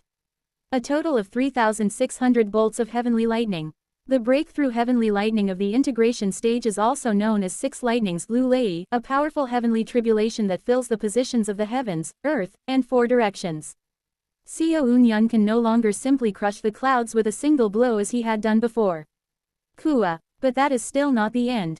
The advancement to the integration stage only truly begins now. He must draw upon the energy of heavens from the 6 lightings, and the energy of earth from the nearby dragon vein, to carve a dragon vein into the interior of the small world he has created. All while being struck by the 6 lightnings. This dragon vein will create the life force within the small world, functioning as the 8 extraordinary meridians of the world itself, making it an extremely crucial task. Kugugugugek. Seo Eun-yun brings the dragon vein into his small world. Into the middle area of the ground domain. In other words, if compared to Earth, he is laying the path of the dragon vein along the equator. Then, he establishes the Earth axis that connects the south and north poles. After laying the dragon vein at the equator and the path connecting the north and south poles, the next step is to carve a path through the sky using the 6 lightnings. What is engraved into the sky are the constellations and star movements of the 3 enclosures and 28 stars that he has already inscribed on his golden core, and the paths of the sun and moon for day and night. And after having completed all of this and enduring the 6 lightings for an indefinite amount of time. Kuurururung. At last, the torrential rain of heavenly tribulation ceases, and what remains is Seo Eun-yun's body, slowly emitting smoke as it floats above the planet. He slowly half opens his eyes. Seo Eun-yun can sense the world Shijia that has taken root within his body. This world gifts Seo Eun-yun with a level of attraction force far beyond that of his previous 4-axis stage, and it bestows upon him a newfound sense of omnipotence, different from before. Although it's a small world, within it, he is akin to nature, Ziran itself. A domain obtained through the Tao of heaven and earth unity. Focusing his mind, Seo Eun-yun clasps his hands together and stimulates his small world, causing it to expand outside his physical body. Integrated Tao domain. Pot. In an instant, a dimensional veil bursts forth from Seo Eun-yun's body, continuously expanding his body. Standing at the north pole of this barren, ashen-gray desert that is his domain, Seo Eun-yun clasps his hands together and closes his eyes. This place is solely my domain. That means no one can intrude without my permission. I wield my authority within the domain and, just in case, block out all the light within it. In an instant, the domain is shrouded in darkness. Thud. I sit down alone in the desert, and within the darkened world, I speak. Everyone, I have reached the integration stage. As I stare into the darkness, I fantasize about the others. Younghoon Hung Nim, Jaeon Myong Hoon, Kong Min Hee, Yun Sok Hung Nim, Yeon Ah. Buk Hyung Hwa, Seo Ran, Shi Ho, Hong Fan, Yeon Wei. I call out each name that comes to mind, one by one. My voice echoes in the darkness. Quote. Will you congratulate me? No answer comes. In this darkness that no one can peer into, I bring my hand to my face. Something falls onto the rough sand. Yin Wei was right. I was wrong. This world is nothing but despair. Chapter 407. Bow down in prostration. 4. I did not give a name to my integrated Tao domain. What meaning is there in naming the integrated Tao domain in a universe where no one else exists? Moreover, since my colorless glass sword is incomplete, the integrated Tao domain is also in an incomplete state, making it even more meaningless. After dwelling in the darkness for a while, I retract the integrated Tao domain and step outside. Sha, a planet lined with countless tombstones. I am marking down on everyone I remember.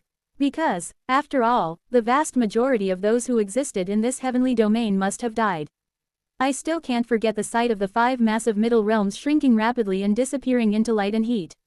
Moreover, even though the true persons fled madly, none of them escaped the end brought about by the existence atop Great Mountain, and all perished.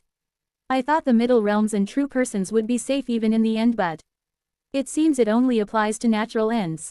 After the end caused by the being atop Great Mountain, even the middle realms vanished, and the pre-existing true persons all seem to have been utterly annihilated. 1. As I move from one planet to another in search of colorless glass sword shards, I see something resembling a caterpillar that looks like 7 or 8 planets stuck together swimming through the universe, prompting me to use the record of transcending cultivation and exhausting martial arts momentarily. It seems to devour the heaven and earth spiritual energy and nebulae in the void, then soon after, it regurgitates a large planet from its stomach. Quote. It doesn't particularly seem interested in me. Even as I approach it without using the record of transcending cultivation and exhausting martial arts, it pays me no attention. However, I feel a chill as I sense the realm of that existence and realize what kind of being it is. Quasi-immortal. It's a true person at the entering nirvana stage. I have seen them a few times before. After the birth of this heavenly domain, I occasionally witnessed quasi-immortals wandering around, devouring nebulae and creating stars. Maybe it's because they are true persons, but there's something inherently terrifying about them who are younger than me in age, even when they seem to act purely on instinct without any intelligence or reason. The true persons are creating stars. It isn't just them. Occasionally, I also encountered sacred masters or esteemed ones while wandering. These aren't beings who attained their realm through cultivation, but rather monsters who were born as esteemed ones, sacred masters, and quasi-immortals from the start. I noticed that they weren't simply born randomly, but were given some kind of fate related to the stability of the heavenly domain. Entering nirvana stage quasi-immortal level beings create stars. Sacred vessel stage sacred master level beings find stars to organize laws, adjust the distance from fixed stars, and modify the orbits to make them more suitable for the birth of life. Star-shattering stage esteemed one level beings roam the cosmos, scattering bizarre celestial phenomena randomly throughout with heaven and earth spiritual energy, producing the dust clouds that quasi-immortals eat to create stars. Watching them, I can see that the esteemed ones, sacred masters, and quasi-immortals are all part of the fate that maintains the vast ecosystem called the universe. Particularly, in the case of sacred masters, it's so evident that they were born with the explicit fate to bring life to the universe that it makes me slightly uneasy.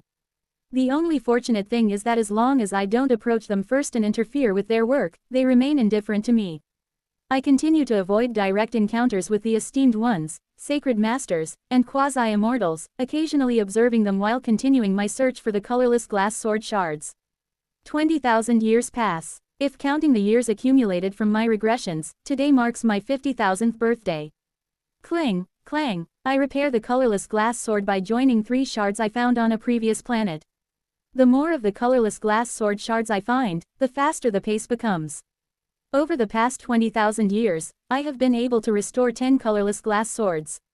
Chua. After attaching the shards, I activate the canvas of myriad forms and connections. The canvas of myriad forms and connections has also been restored with remarkable precision, comparable to before. From some point on, the graves of the Wuji religious order followers that I remember have covered more than half of the surface of the planet where I reside.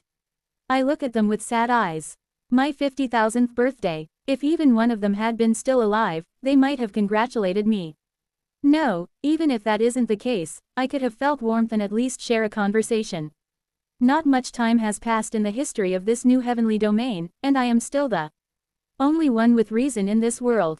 The quasi-immortals, sacred masters, and esteemed ones are still simply following their instincts, making the universe more prosperous. It's cold. The chill in my heart is so overwhelming, I feel like I might die. Ah, ah, I hold my chest and let out a groan. Ah, a faint, lifeless groan escapes my lips. My chest hurts. Even for me, for who the pain of having my testicles removed became within the range of what I can accept, and can endure any form of torture without blinking an eye, the pain is so unbearable that I can't help but groan. I have fallen ill, and the name of that illness is loneliness. Another 10,000 years have passed. I have restored 100 colorless glass swords. The speed of restoring the colorless glass sword increases by the day, and the attraction force of the canvas of myriad forms and connections is gradually growing stronger. Surprisingly, the canvas of myriad forms and connections harbors a powerful attraction force that even I hadn't been aware of. As I restored the colorless glass sword and the canvas of myriad forms and connections, I acquired a deeper understanding of the canvas of myriad forms and connections that I hadn't known before. The 31st move. If I restore the canvas of myriad forms and connections, it will become much easier to control. I ponder as such with a calm expression. Wu Wang. Afterward, I focus my consciousness on the colorless glass sword, continuing to follow the countless links of attraction force attached to it, and restoring the sword. Then, one day, Kugugugu, on a sulfur sea on a planet where sulfur boils relentlessly. On an island within the center of that sea, I find a colorless glass sword shard beneath a rock and discover something strange. This is. Startled, I reach out towards it with trembling hands. Clang, chills. I suddenly feel chills run down my entire body. The reason? Because what I found is a red sword. On the blade of the sword, the characters calendar calculations Li Shu are engraved in an auspicious manner. As I look at this extremely auspicious-looking treasure sword, I shudder. How could this? It's a trace of civilization. And a very advanced civilization at that. This is not an ordinary sword, but a truly terrifying divine sword. If that's the case, does that mean that somewhere in this world, there exists a civilization, or a being with reason, capable of creating such a sword? But just then, Wu Wang, I suddenly feel a powerful resonance coming from an object inside my storage scroll. Although I'm not entirely sure how I was revived, my clothing and storage scroll were restored along with me, and except for my natal Dharma treasure, the colorless glass sword, most of my Dharma treasures are intact. I take out a pristine, pure white divine sword made of salt crystal, known as Reforming Calendar. Reforming Calendar, Guy Li, and Calendar Calculations, Li Shu. I know the moment I see them. These two were created as a pair. I am slightly dumbfounded. If these were made as a pair, then the sword called Calendar Calculations is a replica of an immortal treasure. And yet, despite being a failed attempt at that, it has survived the end and remains in this place. Just what? I find it hard to believe that Reforming Calendar and Calendar Calculations are failed replicas, not even worthy of being called immortal treasures. I would believe it even if someone told me they are real immortal treasures. No matter how precious salt crystal might be, just what kind of Dharma treasure can withstand the end? Feeling absurd, I place Reforming Calendar and Calendar Calculations back into my storage scroll for now. 5,000 years have passed. I have now gathered 1,000 colorless glass swords. Wo Wang. Now, more than 80% of the canvas of myriad forms and connections has been restored, and I can tell. From now on, within 500 years, I can find all the colorless glass sword shards. It's no longer just a matter of certainty in the attraction force, I can gradually feel the shards of the colorless glass sword being drawn back to me by attraction force. It likely won't take much longer. I gaze bitterly into the void. This is the longest cycle I've ever survived.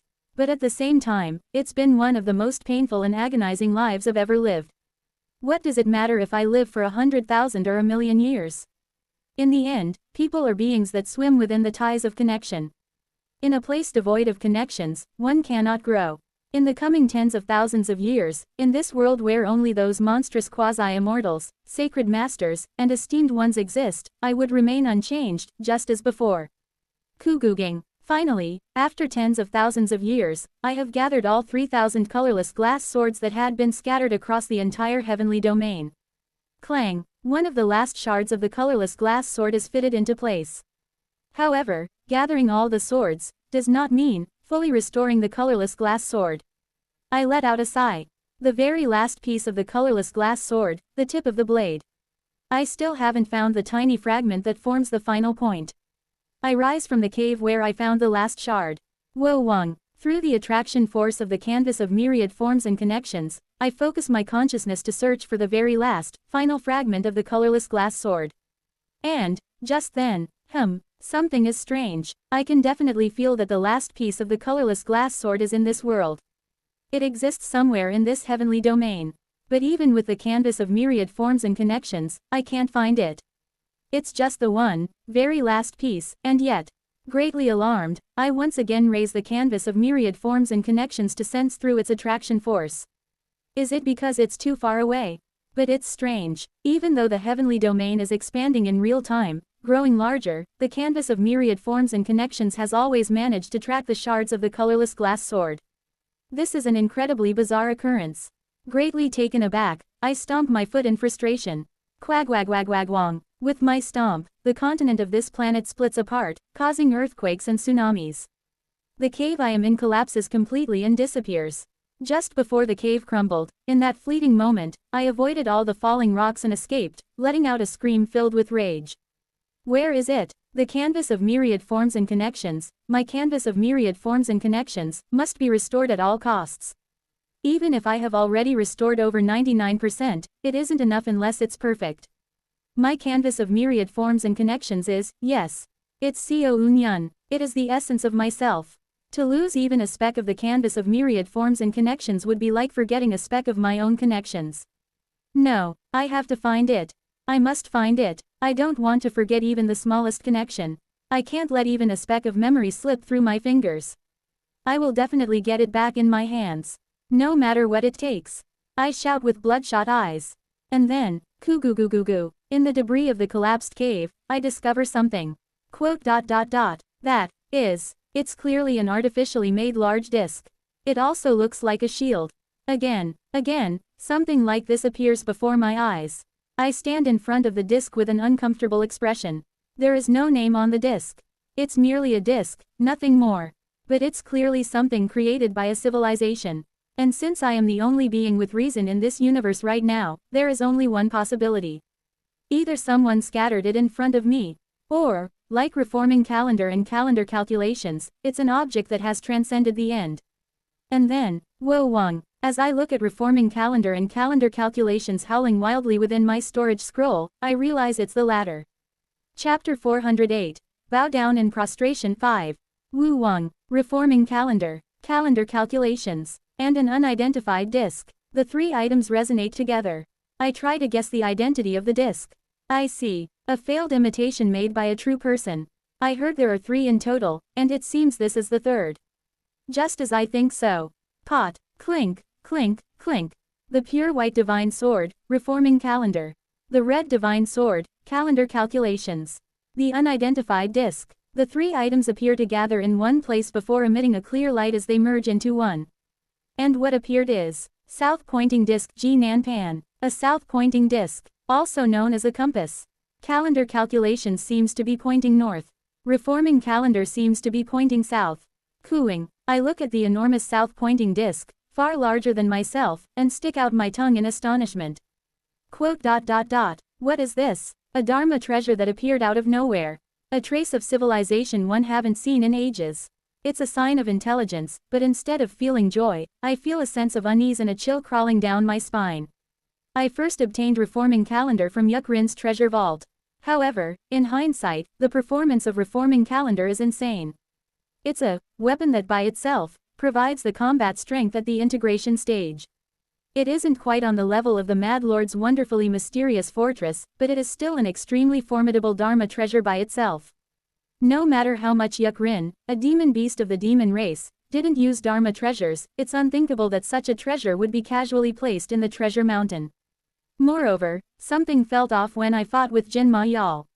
Salt crystal is an excellent mineral, but it's not known for being particularly hard. Being used for cultivation like how Yuk Rin cut off a salt pillar from the salt crystal palace and ate it to enhance his cultivation, or being used for its physical properties as the keel of a ship like the Salt Bones ship. That is the salt crystal. However, even when I struck reforming calendar, which is processed from salt crystal, with the All Heavens sword before I was weakened, it didn't suffer a single scratch. In the end, unlike other weapons that shattered, it merely bounced off the hands of Jin Ma Yal.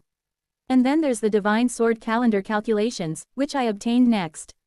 Calendar calculations was placed right below where the shard of the colorless glass sword was found.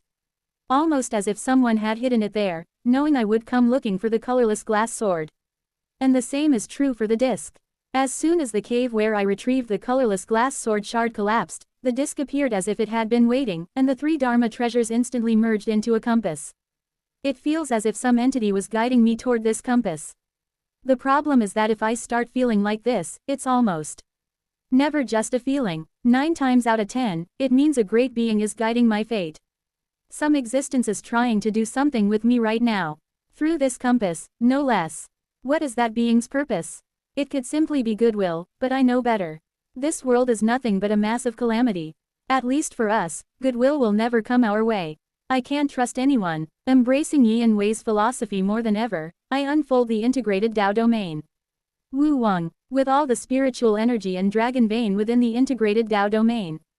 And utilizing attraction force, I grip the all-heaven sword along with the 3 great ultimates and, with the martial technique of Deep Mountain, emerging Tao, I strike down the compass.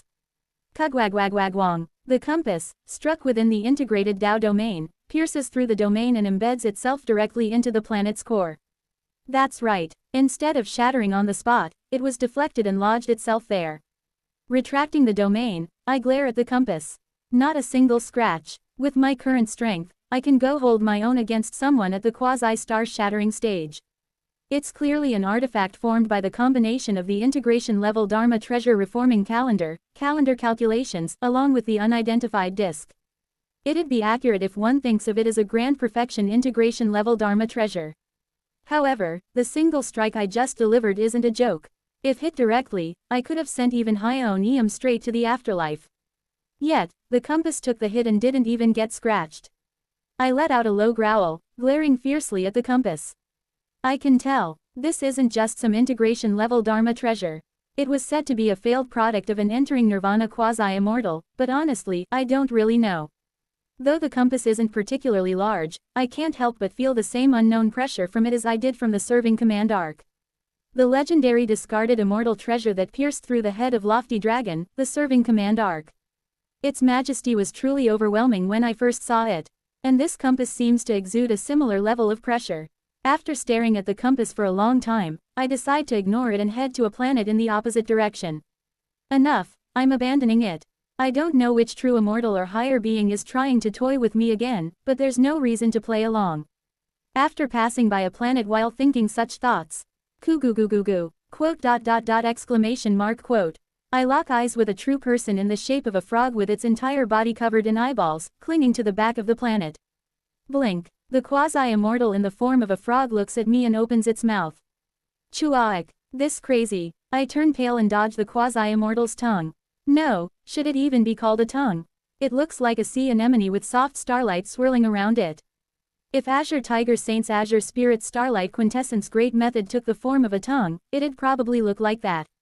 Goo. The starlight sea anemone-like tongue chases after me.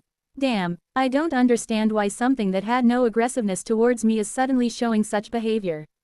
Fleeing in a haste, I head to a planet nearby. Only when I return do I realize it's the place I discarded the compass. Goo. The quasi-immortal sea anemone twitches from the sky. While searching for a place to hide, I end up diving into the spot where I smashed the compass, creating a path down to the core. Cooing. In an instant, I fall to the core and end up stepping on the compass. Fortunately, or unfortunately, the frog-like quasi-immortal seems to have just flicked its tongue for fun, as it retracts its sea anemone-like tongue and disappears again. Gritting my teeth, I try to leave once more. But this time, a star-shattering esteemed one in the shape of a continent-sized carp chases after me, forcing me to hide beside the compass again. After experiencing these 2 incidents, I realize something. Quote. Is this fate? I've experienced something similar before. When I was still young.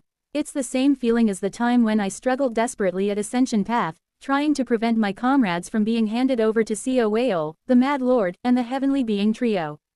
No matter how hard I struggled, fate would move and block my path, guiding the flow back to its original course. No matter what I did, my comrades were inevitably drawn to the individuals connected to them.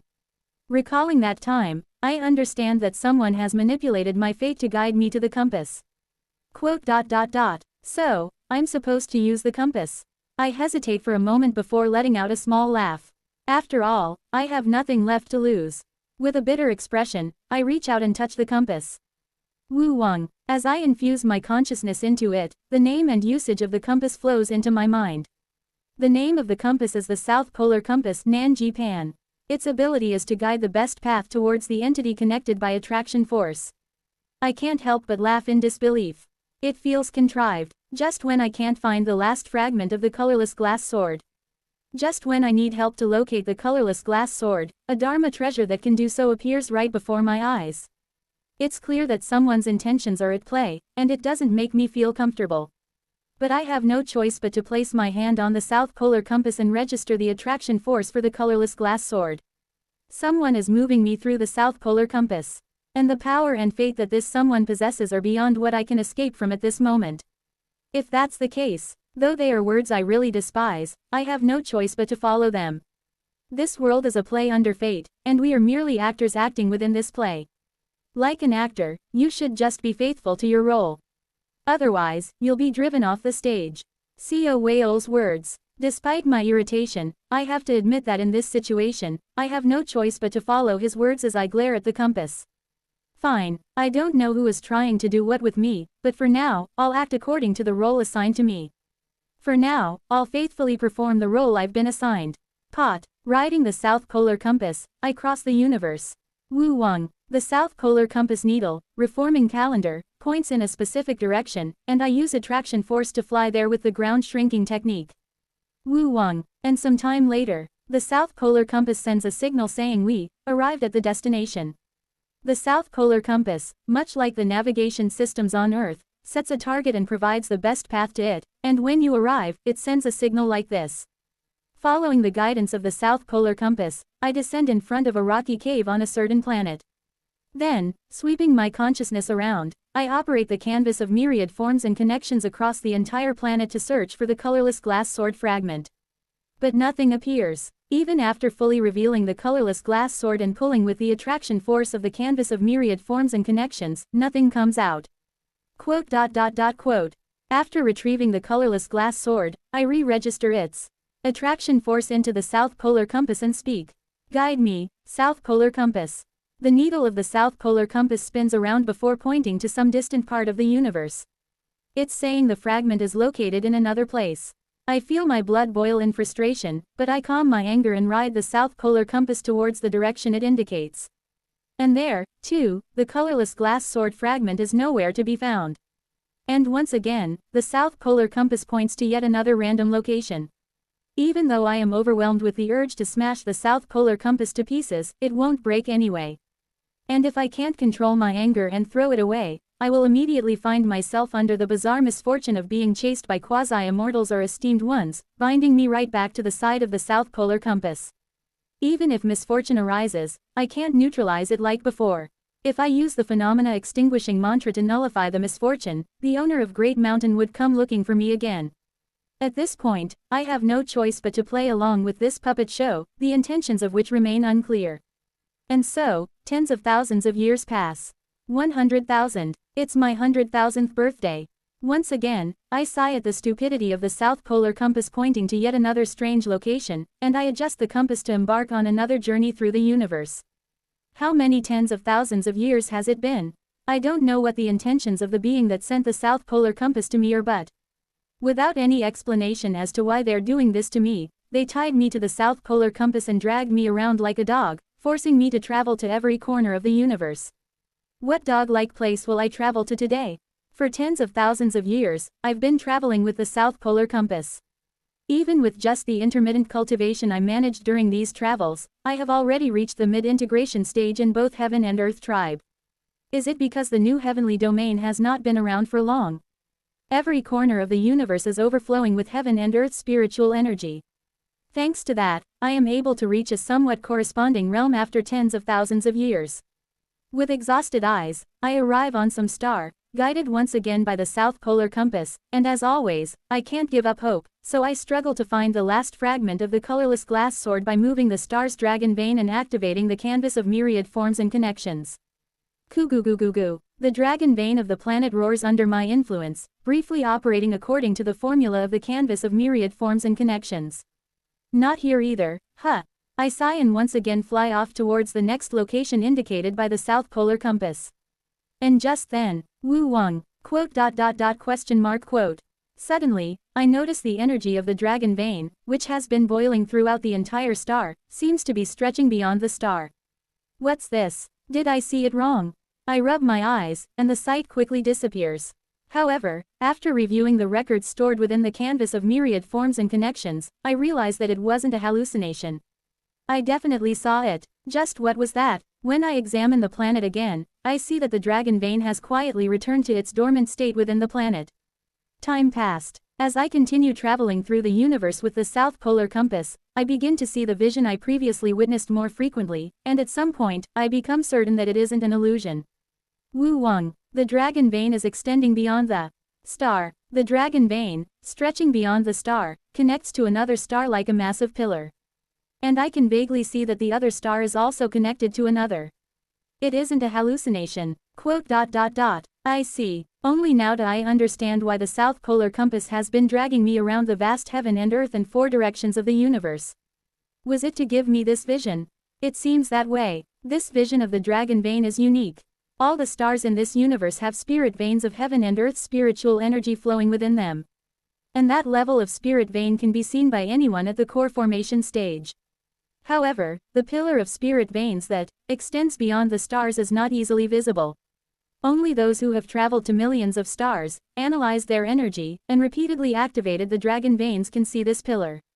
At first, I wasn't accustomed to this vision of seeing those pillars, but after becoming familiar with it, I felt like I understood the identity and origin of those pillars. The dragon veins of the stars have reached an extreme point, transcending the plane, and have entered the plane of fate.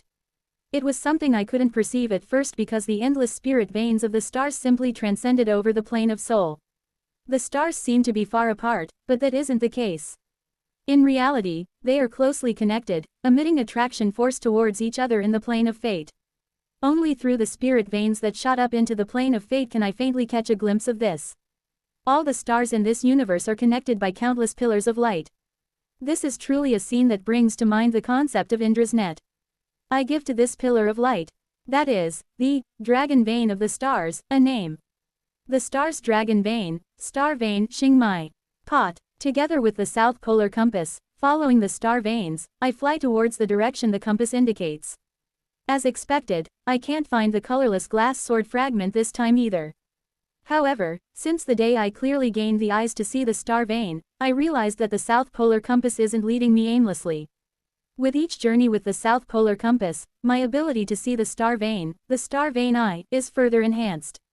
I can now see the star vein from farther and farther away, and with more detail. 160,000 years. I, too, having lived for 160,000 years, have become a living fossil.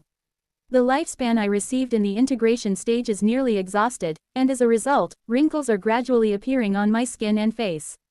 In just 30,000 more years, I will likely die. Kugugugik. My cultivation has now reached the late integration stage. My attainment in seated detachment, entering hope has reached a level where I can freely unleash individual strikes with ease. How long will this journey continue? Will I be able to find the colorless glass sword before I die? Unable to hide the slight desolate feeling in my heart, I continue to travel through the astral realm with the South Polar Compass. Star vein eye, in a way, is a sense far more difficult to attain than nether perception. Anyone who cultivates the ghost path method or is deceased can obtain nether perception. But to obtain star vein eye, one needs to fulfill the extraordinary condition of having visited millions of stars and drawn out the dragon vein in each and every star. Moreover, unlike nether perception, star vein eye does not grow easily. Even after wandering for tens of thousands of years with the South Polar Compass that seems to help the growth of the star vein eye, all I can see after a long time is the vast network of constellations spread across the entire universe. But one day, after finishing a journey with the South Polar Compass, my star vein eye breaks through a certain critical point, and upon surpassing that point, I become able to see something incredible. Its history. Through the dragon veins, I can now see how the constellations have moved up to that point. I can now see their records. One might ask, what's so remarkable about such records? It's not like I can peruse all records like Ohisio and records of constellations at that. But indeed, it is something extraordinary. The records of constellations are guiding me through a path that leads to the original great explosion, the very starting point of the heavenly domain. Wu Wang, looking at that path, I finally realize where the last fragment of the colorless glass sword is. It's beyond that path, and I can guess what lies at the end of that path. Perhaps, there's an exit that leads out of this heavenly domain. Yes, the final fragment of the colorless glass sword has existed outside of this heavenly domain from the very beginning. Pararararik. Upon realizing this, the South Polar Compass finally begins to guide me accurately along the path. I am now 192,202 years old. I have 400 years left before my lifespan runs out. The time it took to reach the exit of the heavenly domain is precisely 400 years. The timing is so exact it almost feels contrived. I touch the wrinkles on my face and my beard. At this point, my cultivation has reached grand perfection integration stage in heaven and earth dual cultivation and the equivalent level in the heart tribe. In other words, I am on par with, if not superior to, her in her prime. My death is not far off, and my cultivation has been raised to its fullest extent. But even so, I feel fear as I look at the door before me. Kugugugugu, a door that leads out of the heavenly domain. I realize there are two diverging paths beyond that door. One is just the normal path leading out of the heavenly domain. The other is a suspicious path leading somewhere. And the last fragment of the colorless glass sword is on the path leading to somewhere. I'm not afraid of the unknown. What I truly fear is the existence that lies beyond. I can tell. Beyond there is the being who gave me the South Polar Compass and manipulated my fate for hundreds of thousands of years, forcing upon me the star vein eye. I can feel that being trying to meet me. Even now, the image of the owner of Great Mountain slaughtering all my comrades and reverting the universe to its primordial state has not left my mind. However, despite that, I ride the South Polar Compass towards that place. There is nothing left to lose. The only thing to lose is my memory. Even though it's a mere speck, that fragment of the colorless glass sword, that canvas of myriad forms and connections, contains my history, our history. I ride the South Polar Compass and take a step outside this heavenly domain. Pot. The heaven and earth and four directions are dyed pure white. Kugugugu. The galaxy. At the center of countless galaxies. There is a certain throne, and the South Polar Compass brings me right in front of that throne. And suddenly, flash, the South Polar Compass, which has carried me all this time, shines white and transforms into an old man. I look at him calmly. Quote. Is it you, the one who wished to see me? I can feel it. The being before my eyes is at least a true immortal. No, I am but an incarnation of the main body. I took this form out of consideration, since you would go mad by gazing directly upon the main body. Quote. If you have something to say, you could have summoned me directly. Why wait so many long years to call me? Ha ha, long years, you say. The old man strokes his beard and asks, do you know who I am? I cautiously ask the old man, who are you? I have many titles. Some call me the god of calendar, others call me the owner of time. Snap. When he snaps his fingers, the surroundings transform into a paradise-like pavilion. As he sits in the pavilion, he speaks. You may call me the heavenly venerable of time. I kneel involuntarily before his solemn presence. Bow down in prostration before me. I have been watching over you for a very long time. Translator notes. No chapter tomorrow would be pretty brutal, right? Lol. Chapter 409. God of Time. The God of Time. Thump. The heavenly venerable of time. As soon as I hear those words, a chill runs through my entire body, and I feel my soul tremble. Then, I immediately bow before the heavenly venerable of time. Excellent. You know your manners. Right after that, I immediately swing the all-heaven sword at the heavenly venerable of time's face. Shukwick. Kugwagwagwagwang. Along with the god of time's body, the entire pavilion is cut in half. Quote. What is the meaning of this? The heavenly venerable of time asks with a faint smile. I also smile weakly as I lift the all-heaven sword. I thought the great god was descending upon me a trial. Was I mistaken? The reason I immediately cut down the heavenly venerable of time. No, the reason I cut down the body of that incarnation is simple. TS is. My body is gradually becoming younger. At the same time, the body of the Heavenly Venerable of Time's incarnation is slowly aging. What does this mean? The Heavenly Venerable of Time, through some method, is reversing the time of my physical body. Well, if that's all, it wouldn't have mattered. The real problem is that the Heavenly Venerable of Time is also reversing my memory. If not for the canvas of myriad forms and connections, I might have entirely forgotten the tens of thousands of years of suffering I endured in the new heavenly domain. A trial, you say? I only intended to give you relief. How can forgetting one's memories be considered a relief? You seem to be struggling due to the pain of past years, so I tried my hand. Did it not please you? It's only then that I realize the answer to why the Heavenly Venerable summoned me after making me wander for 100,000 years. My memories are precious to me. Indeed, the 100,000 years have been so long, so horrifying, and so lonely. But that is also part of my life. Those years were filled with pain, but it's because of those years of suffering that the pain and despair of that day have weathered away enough to shape who I am today. The time that has passed was hard, but I don't regret it. I bow my head to the Heavenly Venerable. Thank you for enlightening me. It's fortunate that you finally understand. I'm about to apologize for cutting down the Heavenly Venerable's body. But just then, I realize that my time is once again reversing. My physical body is becoming younger, and my memories are fading. The cultivation of my physical body is declining as well. If not for the canvas of myriad forms and connections, I won't have even realized that I am losing my memories. I look at the Heavenly Venerable and ask, is this lowly one being punished for damaging the Heavenly Venerable's body? No, then why are you doing this?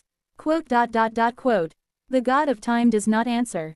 Instead, he points at me, and the speed at which my body grows younger and my memories disappear accelerates. My cultivation is gradually decreasing. Memories are slipping away. I can feel the memories of the past 190,000 years draining out of my upper dantian in an instant. I furrow my eyebrows. Oh Heavenly Venerable, please quell your anger. However, despite my plea, he doesn't so much as twitch an eyebrow and continues to reverse my time even faster. Finally, I feel even the memories of my comrades being attacked by the owner of Great Mountain begin to fade. And so, I close my eyes and once again swing the All-Heaven's sword. Bu Wang, Ku Wang, the pavilion shakes as the incarnation of the Heavenly Venerable of Time is once again cut down. Why are you doing this? Please, I humbly ask to stop testing me. But nothing changes. The Heavenly Venerable of Time instantly regenerates his body and continues reversing my time. In the end, I glare at the Heavenly Venerable and growl. No matter if you are the Heavenly Venerable of Time, I cannot allow you to reduce my life to nothingness. Stop immediately. It's scattering. It's vanishing. Even though my body is becoming younger, my memories, grudges, sadness, happiness, despair, and hopes. All those joy, anger, sorrow, pleasure, love, hate, and desire, all those scenes filled with emotion, everything is disappearing from my mind. If not for the canvas of myriad forms and connections outside, I wouldn't even be aware of it. I grit my teeth and shout. Stop immediately, Shukong. Once again, I cut down the incarnation of the Heavenly Venerable of Time. I fear the opponent before me. I don't know if he could capture me and set 1 second to last an eternity, torturing me for infinite time.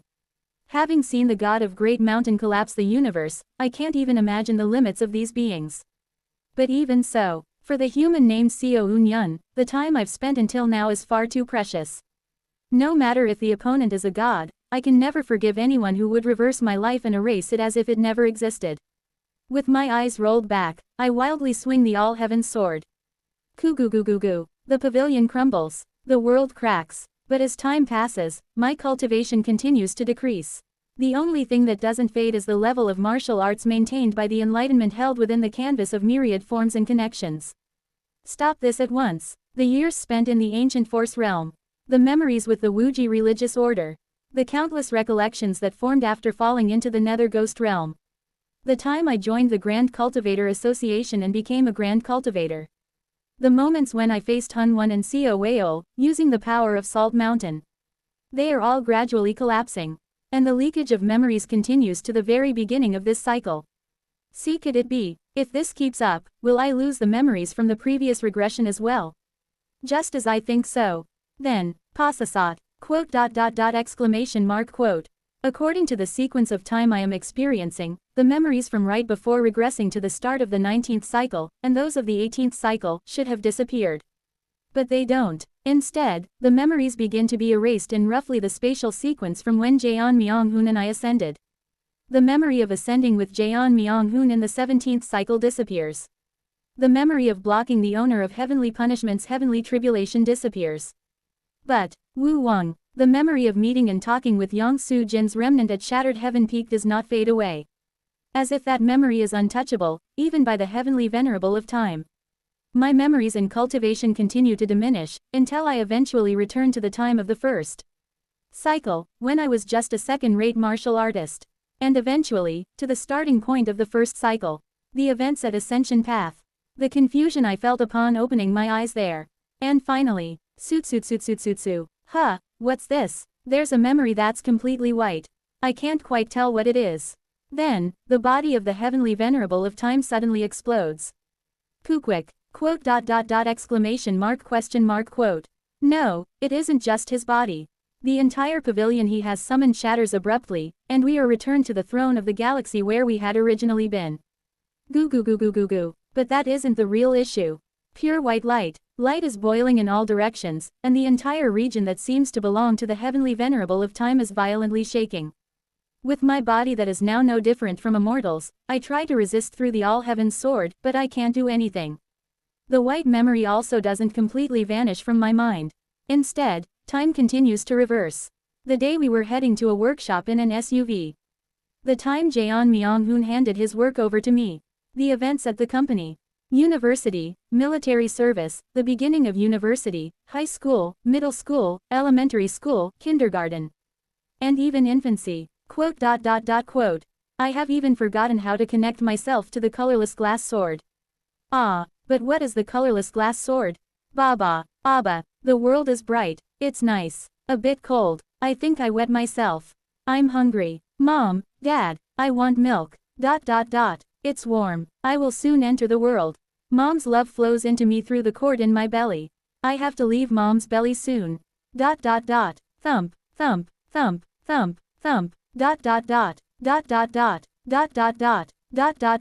Pot. Geeing. I am, connected to the colorless glass sword.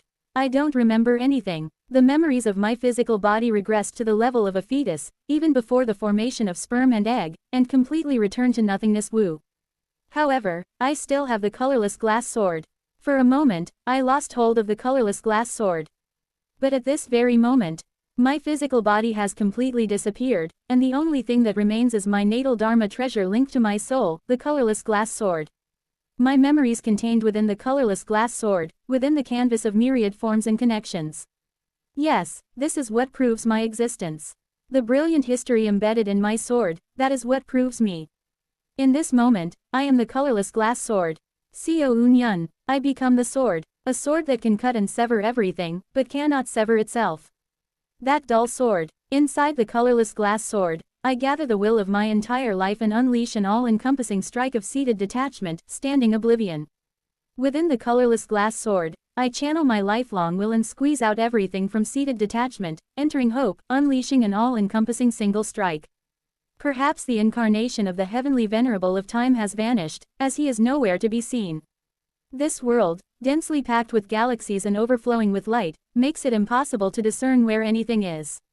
But I don't care, and I cut. The colorless glass sword, the all-heaven sword, and my will connect as one. Cut, pot, my life, my history, the canvas of myriad forms and connections, which contains all of that, amidst mist, forming the three great ultimates. Within the three great ultimates, I become a single sword, ready to sever the entire world with one single strike. A move that is still incomplete, only slightly more refined. This single strike, with only the makeshift name accumulation G divides the entire world. My accumulated, and accumulated history. Hence, the single strike named accumulation. I absolutely cannot allow it to disappear. However, it seems that it isn't enough, as nothing happens. There appears to be a slight crack in the space, but that's all. The heavenly venerable of time doesn't seem particularly affected by that minuscule crack.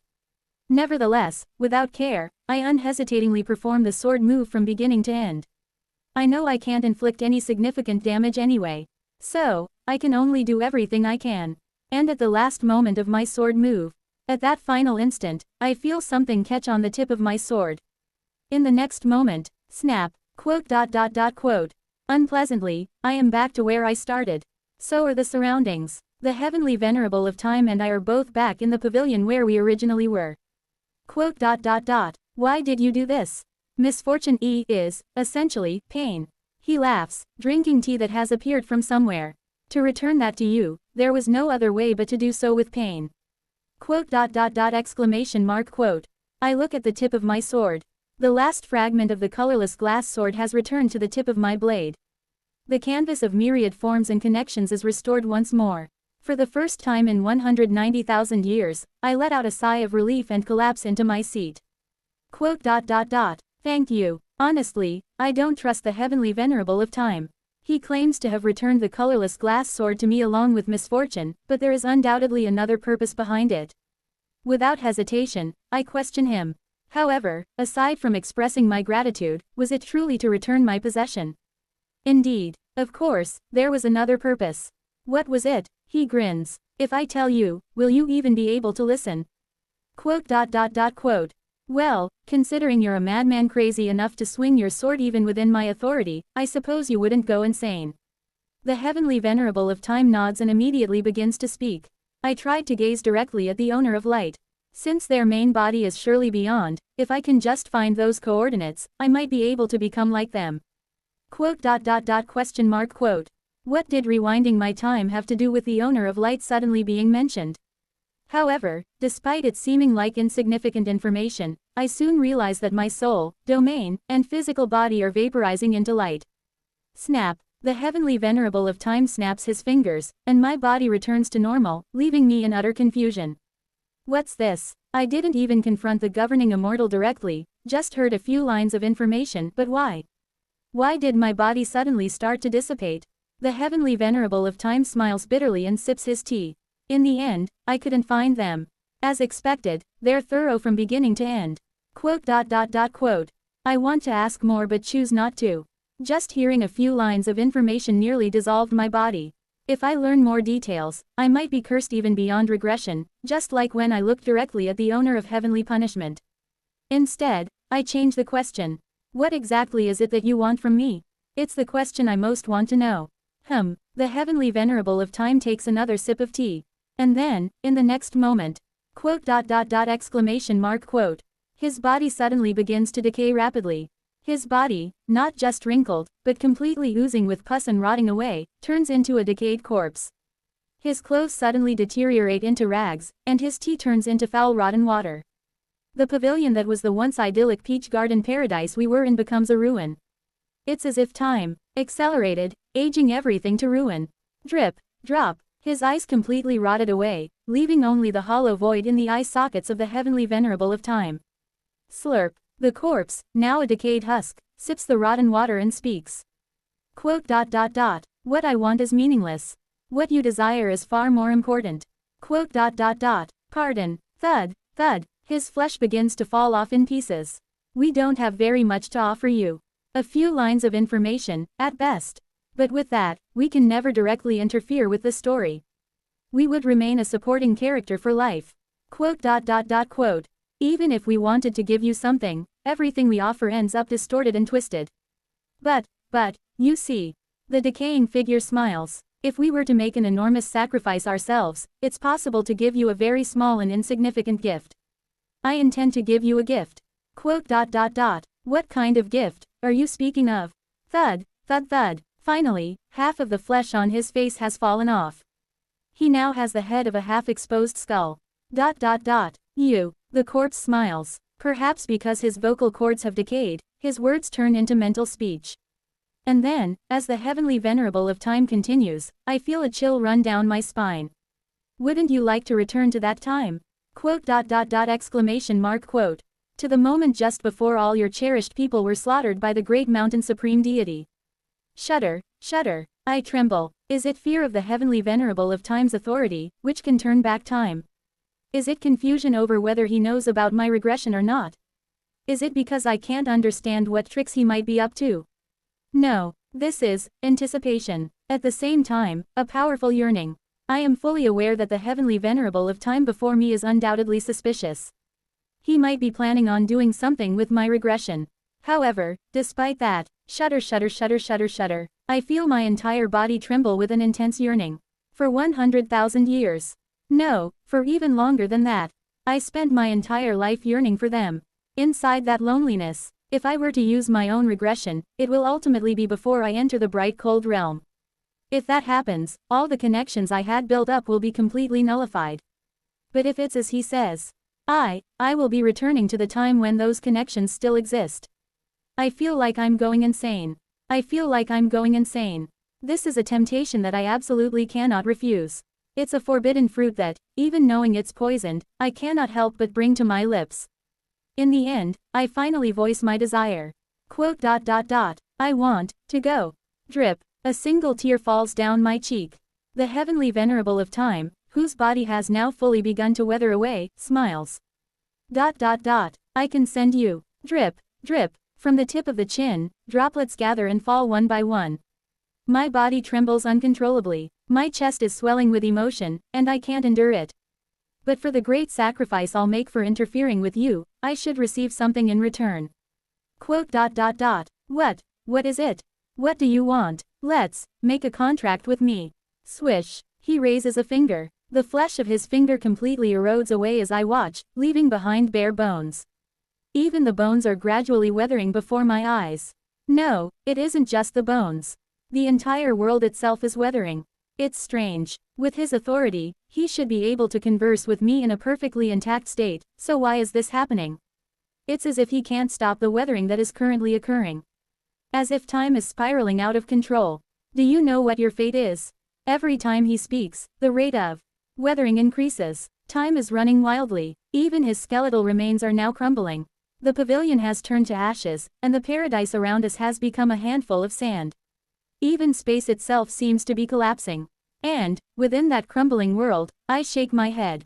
Quote, I do not. There were Yang Sujin's words, but even despite that, I don't know what my fate is, so I have no fate to reveal to him. But his next words calm my wildly beating heart, if only a little. Then, make a contract with me. When the day comes that you realize your fate, whisper it only to me. I will never reveal it to anyone else, only me, and in return, I will sacrifice much of my authority to send you back to that time. Swish. The incarnation of the heavenly venerable of time completely weathers away and vanishes, and from the pile of dust, a single black piece of paper floats toward me. That paper, which for some reason radiates an auspicious light, is the black ancient paper. Chapter 410. Regressor Wei Gui J. Flutter, flutter, flutter, flutter. The black ancient paper flutters in the wind before my eyes. I stare blankly at the contract written on the black ancient paper.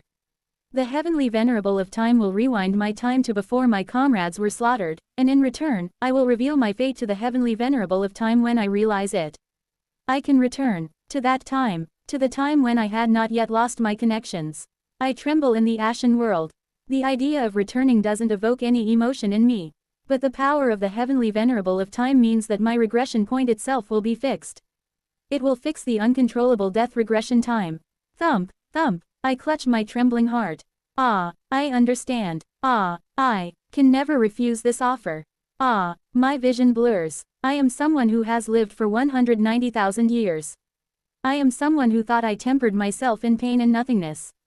Now that the star-shattering stage is just ahead, I am someone who thought has become stronger than ever.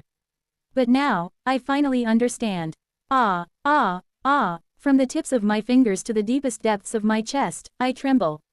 And from that tremor, and the tears that flow from it, I understand. Humans, no matter how strong or weak, in the face of hope, they are beings that become so very fragile. Both my words and Yi and ways were wrong. This world is neither filled with hope nor only with despair. Hope itself is the sweetest despair. How many times have I wished for this? Again and again, time after time, I have imagined myself returning to my comrade's side. See, can I really return? I prostrate myself. I bow. No, if he was human, I would have been willing to lick his feet. Even if he wasn't a human but a beast, it wouldn't have mattered. Can I really return to that time? With bloodshot eyes, I ask with a desperation that could never be repeated. And the answer comes. Indeed. Ding. From somewhere, it rings. The sound of a giant Brahma bell echoes throughout the heavenly domain. Puhek. At the same time, something rises from beneath my feet, and something descends from above. In an instant, it's as if heaven and earth are being split in two. Cooing. It's a giant compass. No, it also resembles a sundial. At the same time, it looks like some kind of device that marks the celestial bodies of the universe.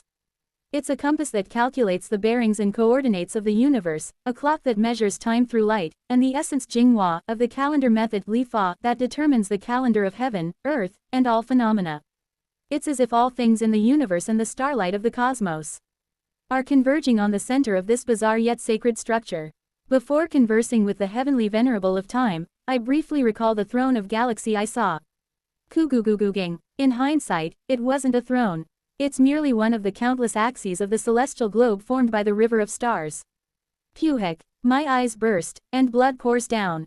Geeing. My head is ringing. At the shock that feels as if my brain is going to shut down, I tremble uncontrollably with my mouth clamped shut. Pasasasa. Before me, the ashes that formed from the now weathered peach blossom spring paradise clump together, and the heavenly venerable of time returns to his human form. The human figure briefly gazes at me, then bows towards somewhere. Ah, AGHH. Now, I finally understand. Pot, the human form of the heavenly venerable of time. In an instant, it transforms into the South Polar Compass and is then absorbed into the gigantic structure before me. The being I have been conversing with until now is not the heavenly venerable of time.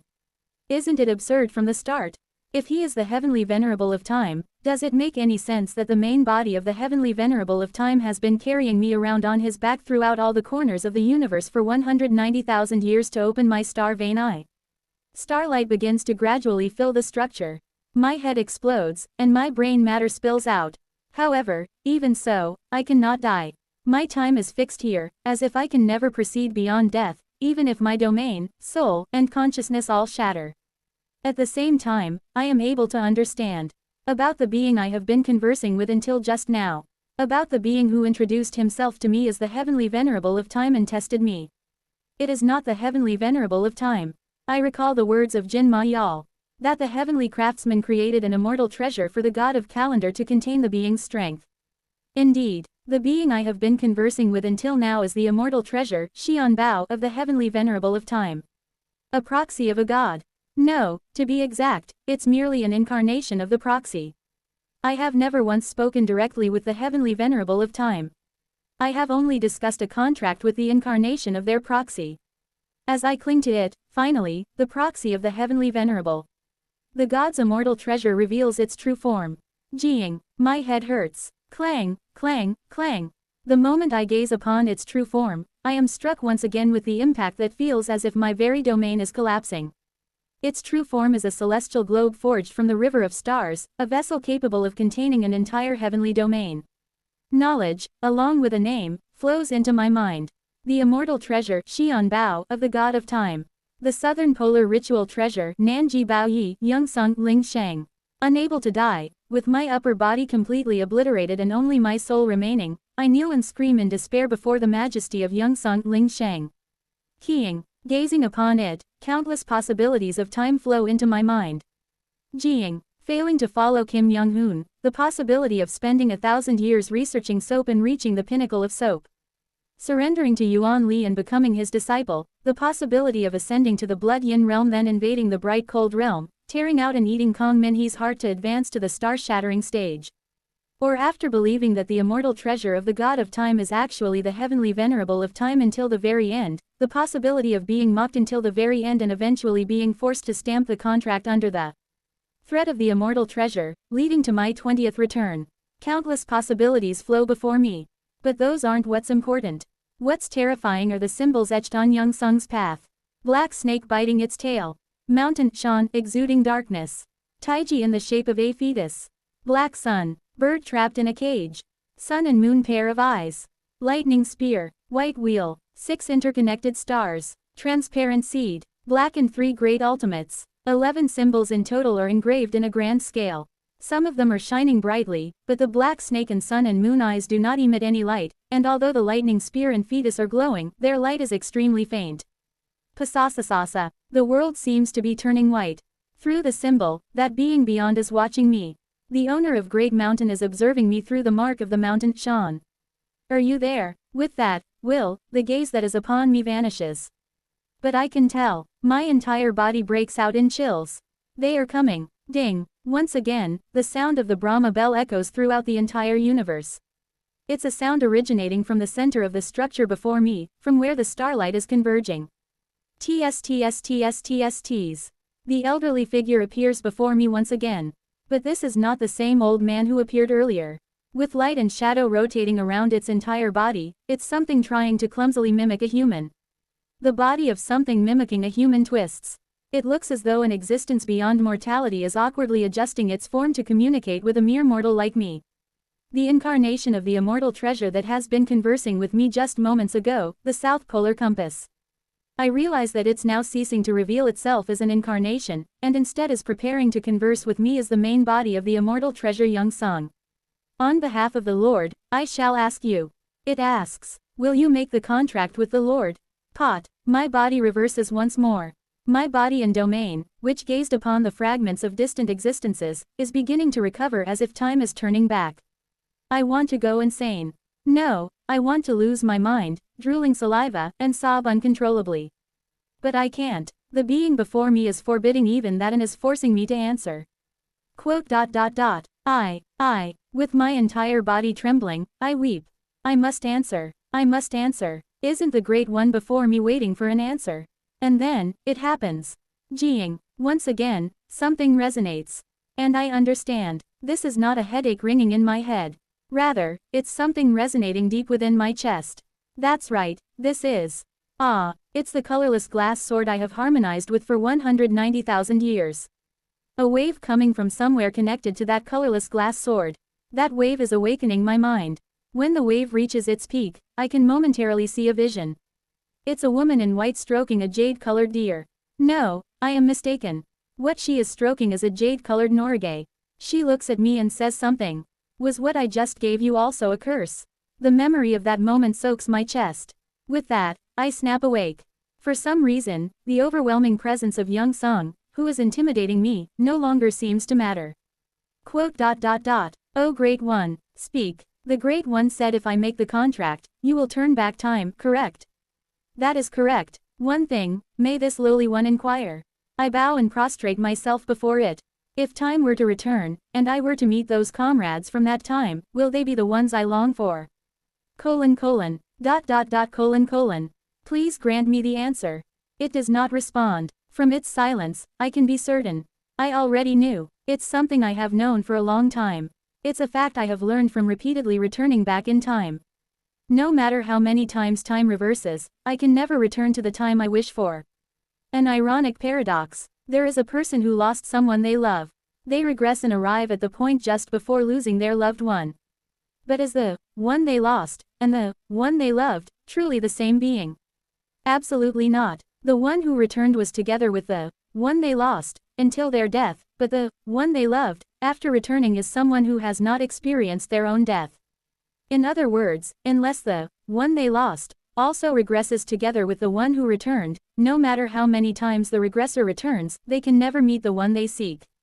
Even if it is just a matter of seconds difference between whether they were slaughtered or not, as in the proposal from the immortal treasure before me, the result is the same. I think of Kim Young-hoon, who resisted until the very end. I think of Buk Hyung-hwa, who sought Kim Yeon and also sought my help. I think of Oh Yun-sok, who died without even being able to hurl swears. I think of Seo Ran, who was devoured so absurdly and pointlessly. And I think of my dear friend, who promised to watch over me as long as I remember him. If I were to return to the past, I would be returning to a time before they met those ends. In that case, just how am I supposed to remember their final moments? Does that mean they couldn't be with me in their final moments? Indeed, it's a matter of just a few seconds. No, even a difference of 1 second is the same. The being 1 second later is inevitably different from the being 1 second earlier. Because I am so painfully aware of this more than anyone else, I had to let her go. Because I am so painfully aware of this more than anyone else, I couldn't bring myself to ask the one I loved so dearly to come with me, and could only leave her with a Norige. If you truly wish to send me back, then send all my comrades back as well. If not, I will not enter into any contract with you. Only now do I understand. Thanks to the vibration of the colorless glass sword, no. Thanks to her, with whom I exchanged hearts, no. Thanks to all the connections that have taken root within me, I am able to realize this. Including Yang Su Jin's words, all the connections I have accumulated until now are telling me. The time that has passed can never return. And the words spoken can never be taken back. In that case, neither the fate that has been uttered can be reversed. My fate is my fate, and my connections are my connections. And my time is my time. What has passed has meaning in itself. No matter how painful it may be, I will accept it. I will not trade my time that has passed as an object of a transaction. I will not return to that time. ... After a brief pause, the solar polis compass looking at me, Young Sung, speaks to me. That is not allowed. It's just as I am about to say something. Daying. I hear the third ring of the Brahma bell. Cooing. Young Sung's main body begins to move. Countless trajectories and symbols on the celestial globe undergo myriad transformations as its orbit changes. I can feel it. Each time Young Sung's main body moves, the star vein of the heavenly domain changes in real time. At the same time, Young Sung, who has been considerately adjusting its level before me, reveals its full might once again. I once more go mad and wail. But I don't simply lose my mind. Jiang, holding the colorless glass sword and with a desperate will, I manage to prevent myself from stamping the contract in front of me. I'm going to die now. That much is certain. It's only natural, given that I provoked a transcendent being. I don't leave out the possibility of being tortured for hundreds of millions of years before dying. But even so, this one thing, I am sure of. Even amidst the impact that feels as if my entire body is being crushed, I scream.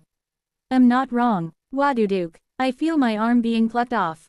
Then, a colossal will forcibly takes my arm and stamps the black paper with it.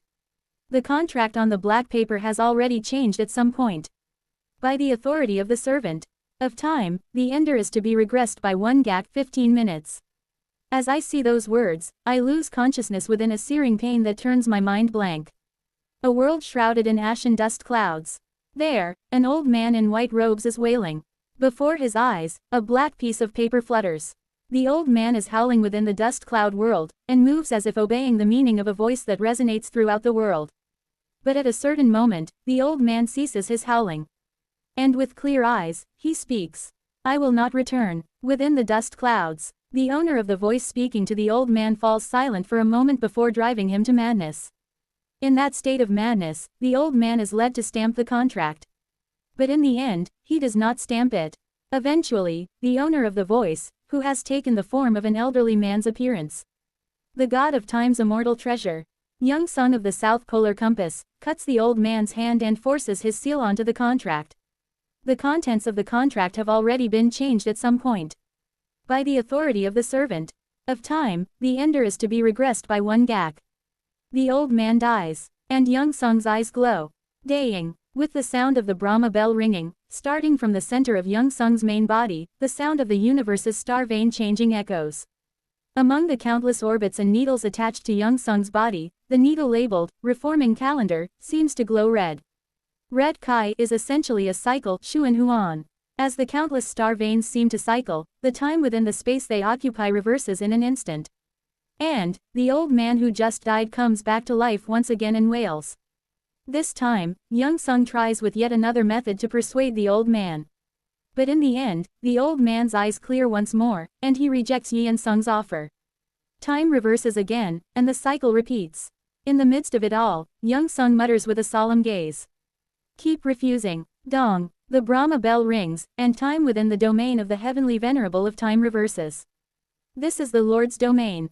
Within this place, we can repeat as many times as necessary. A certain madness seems to flicker in Young Sung's eyes.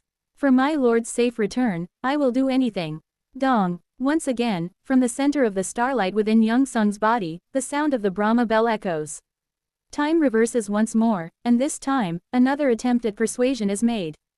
But the result is the same. At first, Seo Eun-yun seems to cry and cling to Young Sung, but soon he regains his senses and rejects its proposal.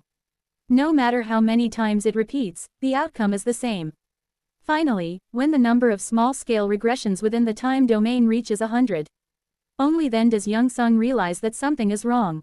It takes on the body of a mortal and glares at Seo Eun-yun before it. What are you? Pardon. It sent the incarnation that is the South Polar Compass and observed Seo Eun-yun by his side for 190,000 years, believing it has understood everything about him. To him, comrades are everything in life. In the eyes of the heavenly venerable of time's immortal treasure, Young Sung, who has reached the pinnacle of the world. The person who can absolutely never reach the star-shattering stage is the one named Seo Eun-yun. Unwilling to abandon anything, he is the very essence of a greedy person. But something is strange. The greedy person it observed for 190,000 years is, at the crucial moment, always acting in a way that deviates from its prediction. I will not return. 100 times. The time that has passed cannot return. 150 times. Even if you are the god of time. 300 times. A life that has already passed is, by itself. 500 times. By itself, already within me. 1,000 times. So, I will never go back. Over and over, sound, like a parrot, or like a record-playing magic artifact, keeps repeating. And it's around then that Young Sung understands something. I see, you are receiving help from outside. Seo Eun-yun isn't relying solely on his own strength. How dare a mere mortal hope to maintain his sanity in the presence of Young Sung's rank, who borrows the power of the god of time? Someone, at every crucial moment, is assisting Seo Eun-yun. Who is it? Young Sung glares at Seo Eun-yun. There's nothing out of the ordinary. Neither his domain, nor the Dharma treasure known as the colorless glass sword, nor his heart tribe abilities. There's nothing that seems peculiar. Nothing can be sensed. Literally, everything about Seo Eun-yun is as colorless as his nature suggests. But it can tell, incessantly trying different methods to persuade Seo Eun-yun, only to be resisted every time, it understands. He is definitely not enduring solely with his own strength. Young Sung tortures Seo Eun-yun. Sometimes it gives pleasure, sometimes hope, and other times, it makes offers that are impossible to refuse. But each time, it is blocked. And each time, he repeats the same words. I will never return to that time. When all 5,000 attempts have failed, Young Sung finally manages to grasp a clue. The colorless glass sword he overlooked. A seemingly insignificant sword that feels as if it's made of sand. The painting of the connections of all phenomena, Wan Shang Yin Yuan 2, contained with that sword. From within it, a wave connected to somewhere is flowing. Who are you? Young Sung approaches Seo Eun-yun, who has become nothing more than minced flesh, and snatches the colorless glass sword. I know there are many entities clinging to this one, but this is the domain of the heavenly venerable.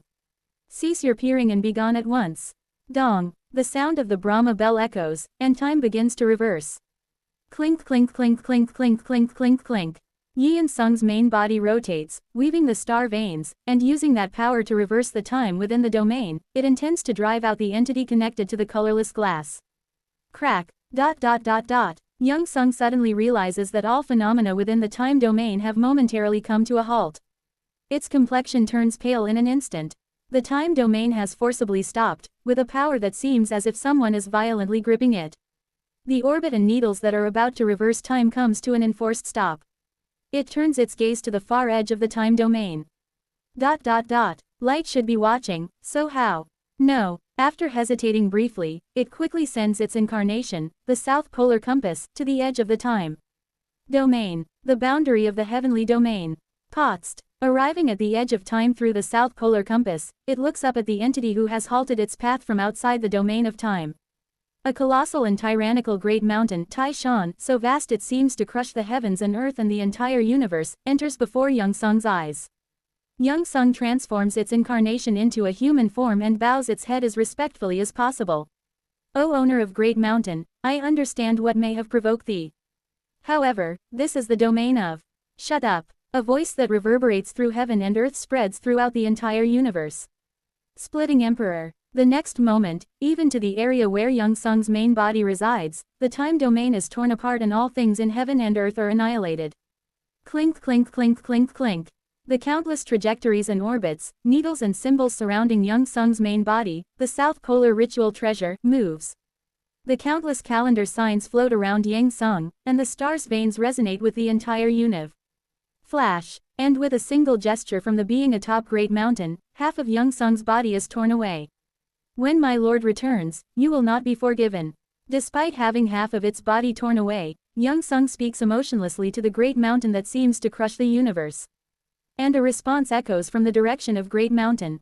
Ahahahaha, kkkkk, ahahaha, it's not the voice of the mountain god.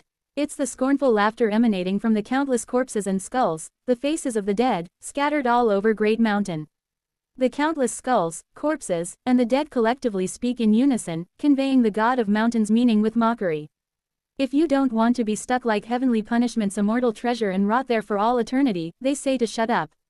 They say to shut up. They say to shut up. Ooh ha ha ha ha ha ha, kkkkk, koo ha ha ha ha ha, ah ha ha ha. Far beyond the comparison to the wails from the deepest depths of hell, the spine-chilling clamor of the dead. Young Sung watches the being as it quietly maneuvers the orbits encircling its body. Do you truly intend to wage war against time for all eternity? In the next moment, the remaining half of Young Sung's body is torn away again. As if to say they have no intention of exchanging words with a being of a lower rank. As if to say, just shut up and step aside. The tyrannical devil god arrogantly looks down at Young Sung. Young Sung, in its incarnation, briefly looks up at the devil god. Beside that devil god, a small salt mountain is emitting a faint light. With just that, do you really believe you can evade the light? Oh arrogant god, you shall face regret. And with Young Sung's words, the entire great mountain begins to overflow with crimson lava. No, that isn't lava. It's red blood, as hot as lava. Dong, the Brahma bell rings once more. And the domain of time trembles violently. The entire greater realm trembles from their clash. Dong, I don't know how many times it's been. Inside a pit of ash and dust in an unknown place, I ponder that the sound of the Brahma bell ringing in my ears is something I've heard many times before. What is it? A strange sense of incongruity sweeps over my entire body. It feels as if something has been repeated several times. Perhaps, Yi and Wei felt this way when looking at me. Did many of those who were shocked upon seeing me feel like this? What's certain is, something is happening. For some reason, the voice of the heavenly venerable of time, who was conversing with me just a moment ago, can no longer be heard. I tightly grip the colorless glass sword and closes my eyes. Can I really go back? I should be able to. That is the god of time. The master of years and the god of calendar as well. If it's such a being, surely they can send me back. But I feel an emptiness in a part of my chest. O owner of time, please grant me the answer. Can you truly send me back to that time? I ask, feeling another emotion boiling up within me to cover that emptiness. And there's no response. Quote. Just a moment ago, the heavenly venerable of time, who was crumbling to ashes and speaking as if he can turn back my time at any moment, has suddenly gone silent. I gently touch my chest. The contract to reveal my fate is far too suspicious. Yang Su-jin said I must not reveal even the slightest trace of my fate. And considering Yang Su-jin words, who said there is only one being among the governing immortals that can be trusted, the heavenly venerable of time's proposal is terrifying. But I cannot refuse this offer. That is the human name Seo Eun-yun. Even if I were to someday realize my fate and reveal it to the heavenly venerable of time, leading to a miserable death like Yang Su-jin. If only I could meet my comrades from that time today, I would not hesitate to reveal my fate. I want to meet them. Hong Fan, Buk Hyung-hwa, Kim Yeon, Kim Young-hoon, Seo Ran, Jaeon Myung-hoon, and others. I think of my friends one by one as they come to mind. For 190,000 years, I've been running around just to remember them, so how can I not want to see them again? If I can only see them once more. I clench my chest as I think of them. O owner of time, please answer. If it is truly certain that I can return, there's no need for hesitation. That's what I believe. But still, there's no reply from the sky clouded with dust. Quote. I wait for a moment. I wait for a shichen. I wait for a day. Suddenly, as if the heavenly venerable of time vacated their seat, there's no response at all. I observe my body. The lifespan of this body has already ended. Only the heavenly venerable of time's authority is holding it together. Just how long does he intend to do this? He said he wanted to make a contract with me, but why isn't he saying anything? I wait for a long time. And when the heavenly venerable of time still does not respond, I pick up the colorless glass sword. If the heavenly venerable of time is going to abandon me, I thought I might as well refine the colorless glass sword during that time. June. As the colorless glass sword is refined within my Dan fire, the cracks that split it begin to mend. Pot. As the condition of the colorless glass sword recovers, it once again returns into my body, within the small world. In that state, I begin refining the colorless glass sword once more. From now on, I will never lose it again. A Dharma treasure of the integration stage fully assimilates with the center of the domain. Wo Wang. As the colorless glass sword is refined within the Dan fire, it flows towards the center of the star. Finally, when it reaches the center of the star, I feel the chi of the colorless glass sword and my soul becoming one through the energy of the star. A Dharma treasure that is assimilated with the center of a domain at the integration stage is called a refining void Dharma treasure, Lian Shu Fa Bao. Why is it called a Dharma treasure that refines the void, Shu? Just like the phrase, 10,000 streams return to the origin, as one rises through the stages of cultivation, the boundaries between paths gradually start to blur. From the moment a Dharma treasure assimilates with the center of a domain, it becomes a conduit connected to the heart essence of the integration stage grand cultivator. From the integration stage onward, even the power of the heart tribe can be imitated, albeit faintly. Refining the void, Shu, of the empty heart, Shin Kong, is called refining void, Lian Shu. Combining heaven and earth is called integrated Dao, A Dao. Because heaven, earth, and heart becomes one, it is called refining void integrated Dao, Lian Shu A Dao. That is the source of power wielded by cultivators of the integration stage. Of course, generally speaking, refining void Dharma treasures are incredibly difficult to refine. Even average integration stage grand cultivators have to devote at least 10,000 years of single-minded focus just to assimilate the Dharma treasure with their soul and spirit to obtain a refining void Dharma treasure. However, in my case, the path to my heart essence is already opened, and I am merely adding the colorless glass sword to that path naturally, so there's no need to waste that much time. When I connect my heart essence to the colorless glass sword, it so very naturally becomes a refining void Dharma treasure. With this, the colorless glass sword, the canvas of myriad forms and connections, will no longer be separated from me.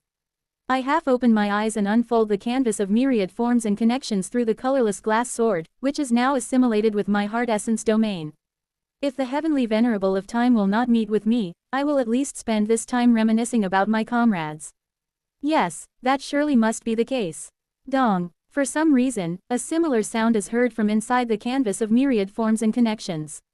What is this? I take a step forward from the starting point of the canvas of myriad forms and connections. As always, the starting point is the illusion of my parents. And as I pass them, illusions of my life gradually begin to unfold. My illusions flow continuously behind me, creating a vision of regressions. First cycle, second cycle, third cycle, 17th, 18th, 19th cycle. The countless cycles of time pass behind me. And then, the comrades of this current cycle. The illusion of our order brushes past me. Gazing upon them, I stand there for a while, lost in the memories. It's then, tong, the sound of a droplet of water falling is heard. As I notice something within the canvas of myriad forms and connections, my eyes open widely. In the distance, beyond the hazy mist, a green deer is running. I foolishly reach out toward that deer. However, the closer I try to get, the further the deer moves away from me. What is that? At first, I thought it was an illusion. But this is the second time I'm seeing it. If it's the second time, it can't be an illusion. That is something real. Even if it moves away, I run towards the deer. Inside the canvas of myriad forms and connections, I pass through the hazy mist and keep running. And at some point, dong, I open my eyes wide with the familiar sound. It's gone. Scenes of time and space, entirely absent from my memories, are within the canvas of myriad forms and connections. Dong, a clear yet somehow eerie Brahma bell sound rings out. And then, I see countless versions of me. I endlessly rejected the heavenly venerable of time's proposal. And the heavenly venerable of time kept returning me back to just moments ago. The time of the entire universe didn't seem to reverse, only the space around me. However, seeing him endlessly return me to the past, with the fanatical obsession of rewinding time until the words, "I will make the contract," come out of my mouth, I stand there with my mouth agape. But when the next scene appears, I am shocked once more. The god of time's immortal treasure. South Polar ritual treasure. That is the true identity of the old man who had thus far called himself the heavenly venerable of time. Quote. Ha, ha ha, ha ha ha ha. It's then that I finally understand. The heavenly venerable of time did not personally come to meet a bug like me. All of the unbelievable feats so far have been done solely by the god of time's subordinate and immortal treasure, the South Polar ritual treasure, by the being called Young Sung. Seeing nearly 5,000 small-scale regressions, I let out a hollow laugh.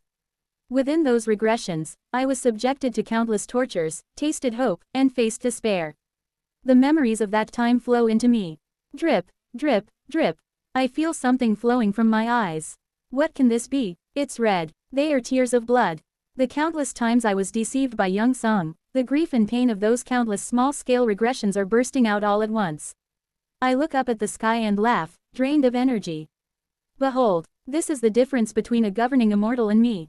With just the power of a great being's immortal treasure, I had to watch my comrades being torn apart, and had to endure torture through countless small-scale regressions.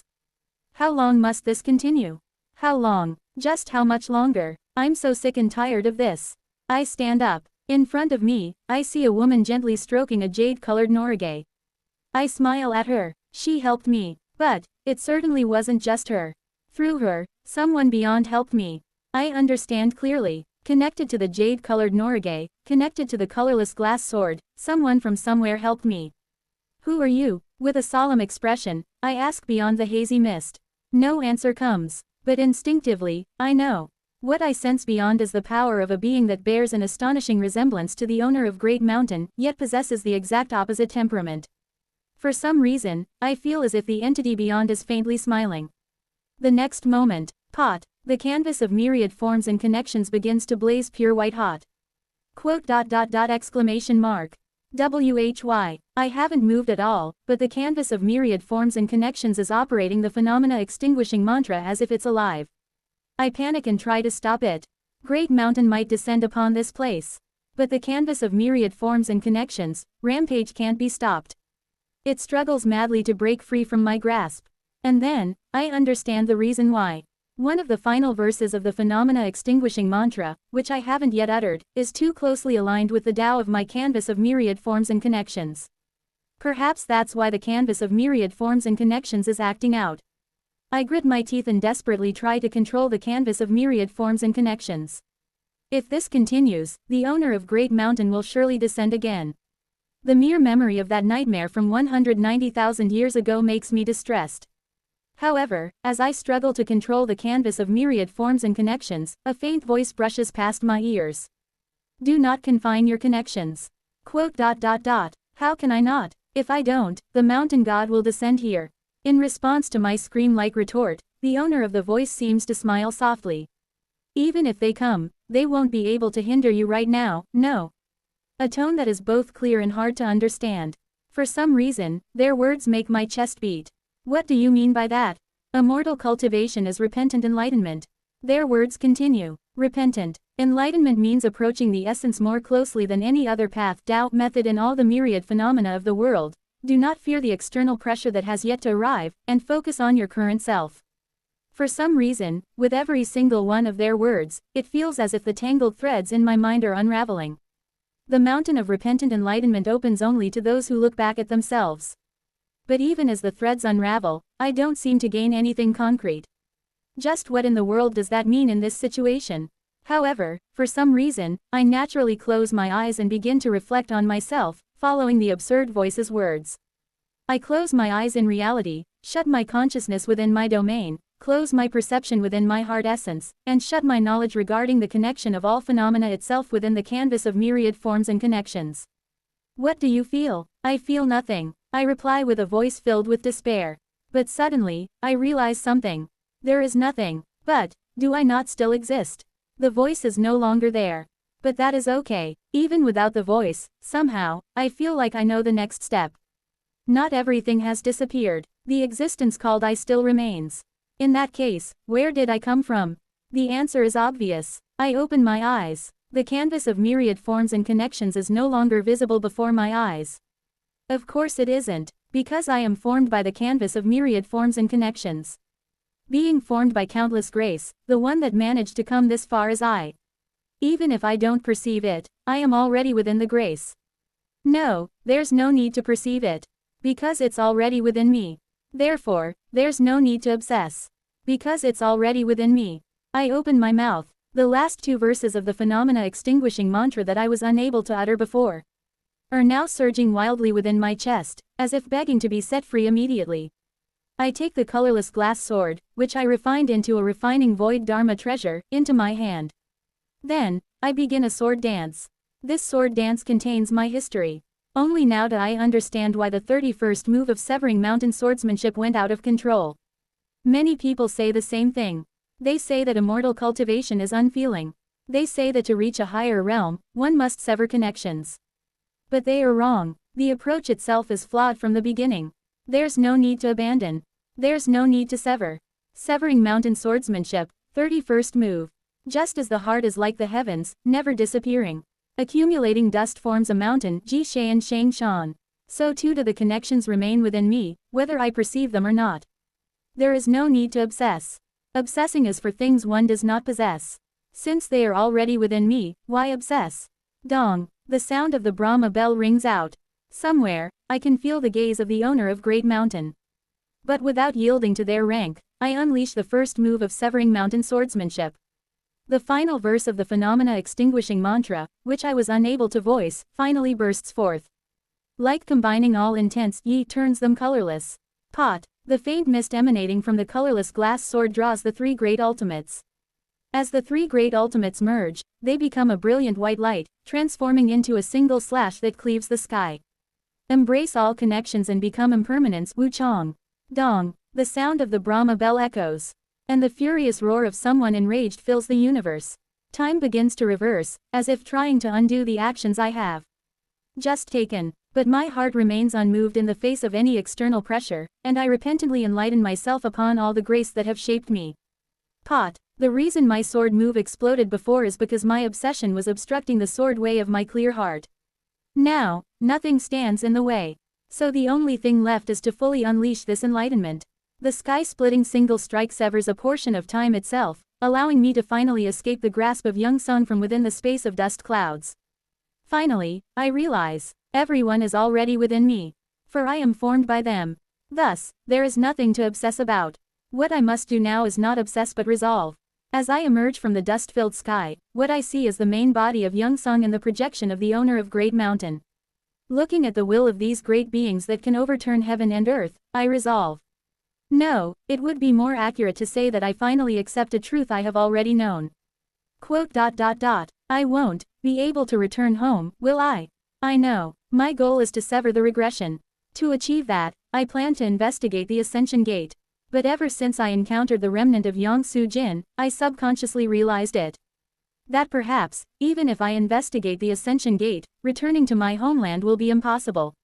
Even Yang Su Jin, who reached the pinnacle of true immortality, failed to do it, so how can I possibly do so? But this is a truth I feared to face, so I turned a blind eye to it until now. However, now that I know the truth is also within me, and that there's no need to fear external pressure, I finally accept it. I cannot return home. Accept it. Instead, let me correct my goal. If that's the case, let me correct the goal of returning home and severing the cycle of regression. The method to break the regression is uncertain. Even the possibility of returning home is slim. So what should I do? It's simple. To not regress again, ascend to the pinnacle of this world. Become stronger. As the Mad Lord said, the only thing that can overcome the attraction of fate is a power that overcomes it. Grow stronger and stronger, until eventually, no one can toy with me. Until no one can force me to regress. Yes, let's become an existence of eternal life. Yang Shang. Dong. The sound of the Brahma bell tries to hold me in this moment, and the barrier of yin-yang and 5 elements encircles me, but I simply close my eyes and smile. Embrace all connections and become impermanence. I have already found the answer I was seeking. The essence of repentant enlightenment is already within me. No matter the pain imposed by external pressure, I will not waver. Even if I am captured and tortured for 10 billion years, the confidence that I will not waver grows in my heart. No, it must have been there all along. Just then, dong, as the sound of the Brahma bell rings, time comes to a halt. Quote. When I look around, what I see is a halted chaotic sky. The essence of Young Sung and the essence of Great Mountain cannot be recognized. It's as if in this frozen world, those of a lower rank cannot perceive. Hence, I can't see anything. But I can feel it. Even though the world has stopped, I can tell that my own time is flowing properly. Ah, time is passing. The lifespan of my body is coming to an end. Finally, after hundreds of thousands of years, I am finally closing my eyes. However, I force my closing eyes open and respectfully bow to the being that has appeared before me. Quote. I greet the Great One. He looks at me for a moment. Then, he smiles subtly. Did you inherit their mantle? Quote. I don't reply and just smile faintly. Seeing my smile, he lets out a hearty laugh. Excellent. I apologize on behalf of my subordinate's rudeness. The being, dressed in a dignified dragon robe adorned with the Taiji symbol, bows courteously to me. Then, as he looks at me, he mutters. If that is truly your will, then we too must prepare ourselves. To truly achieve liberation, I too must strengthen my resolve. Mumbling incomprehensible words, he reaches out his hand towards me. Perhaps triggered by his authority, light bursts forth from my body, and thousands, millions of pure white particles radiate out. Then, from within the canvas of myriad forms and connections inside me, a vision of someone with a benevolent smile seeming to push their hand outward, surrounds my body. The being who stopped time laughs as he sees this. As a gesture of apology, I will give you a gift. Thank you, but I have already obtained more than enough. This is also my resolve. For some reason, his expression seems resolute. To truly reach liberation, one has no choice but to gamble. Kugugugugu. The Taiji symbol drawn on the center of his robe begins to ripple. In the next moment, that existence transforms into a strange yet sacred being, with countless starlight trajectories overlapping within the Taiji symbol. The size is such that Young Sung, who encompassed the galaxy as part of its body, is only the size of his palm. Ding! The sound of the Brahma bell rings out once more. This time, it isn't the unpleasant bell sound that Young Sung previously rang. It's an incredibly clear and pure sound, one that also seems to cleanse the heart. In the distant future, I will wait for you all in the domain of void. Simultaneously with his words, I realize that my lifespan has come to an end. My consciousness is fading. With the last of my strength, I open my mouth. Thank you, for your overwhelming kindness. However, I fail to utter his regnal name until the very last moment. Whether it's due to a lack of time, or if this too is fate, I can't tell. In the end, his regnal name only lingers within my mouth. O heavenly venerable, of time. Ding! The final sound of the Brahma bell rings. Time begins to flow again in the world that has been frozen. Young Sung's gaze, filled with disbelief, pierces through me, while another gaze, laden with an emotion I can't comprehend, is directed at the salt covering me. As I am buried under Salt Mountain, I finally let go of the obsession I have been holding onto for so long. I can feel the end of my long and lengthy 19th life. I will regress once again. Yes, I hate regression, but if regression is a fate from which I can never escape, I will accept it. And within this cycle, I will find my own answer. Just like how today, I embraced my connections and cast off my obsessions. After achieving eternal life, I will find an answer I can truly accept for myself. I am not Seo Un-yun, the earthling from a civilized society. I am the regressor Wei Gui Jie Seo Un-yun. At the end of a life that's been like hell, casting off all my obsessions, I solidify my identity and goal even more firmly. And so, I close my eyes. That is my 20th return.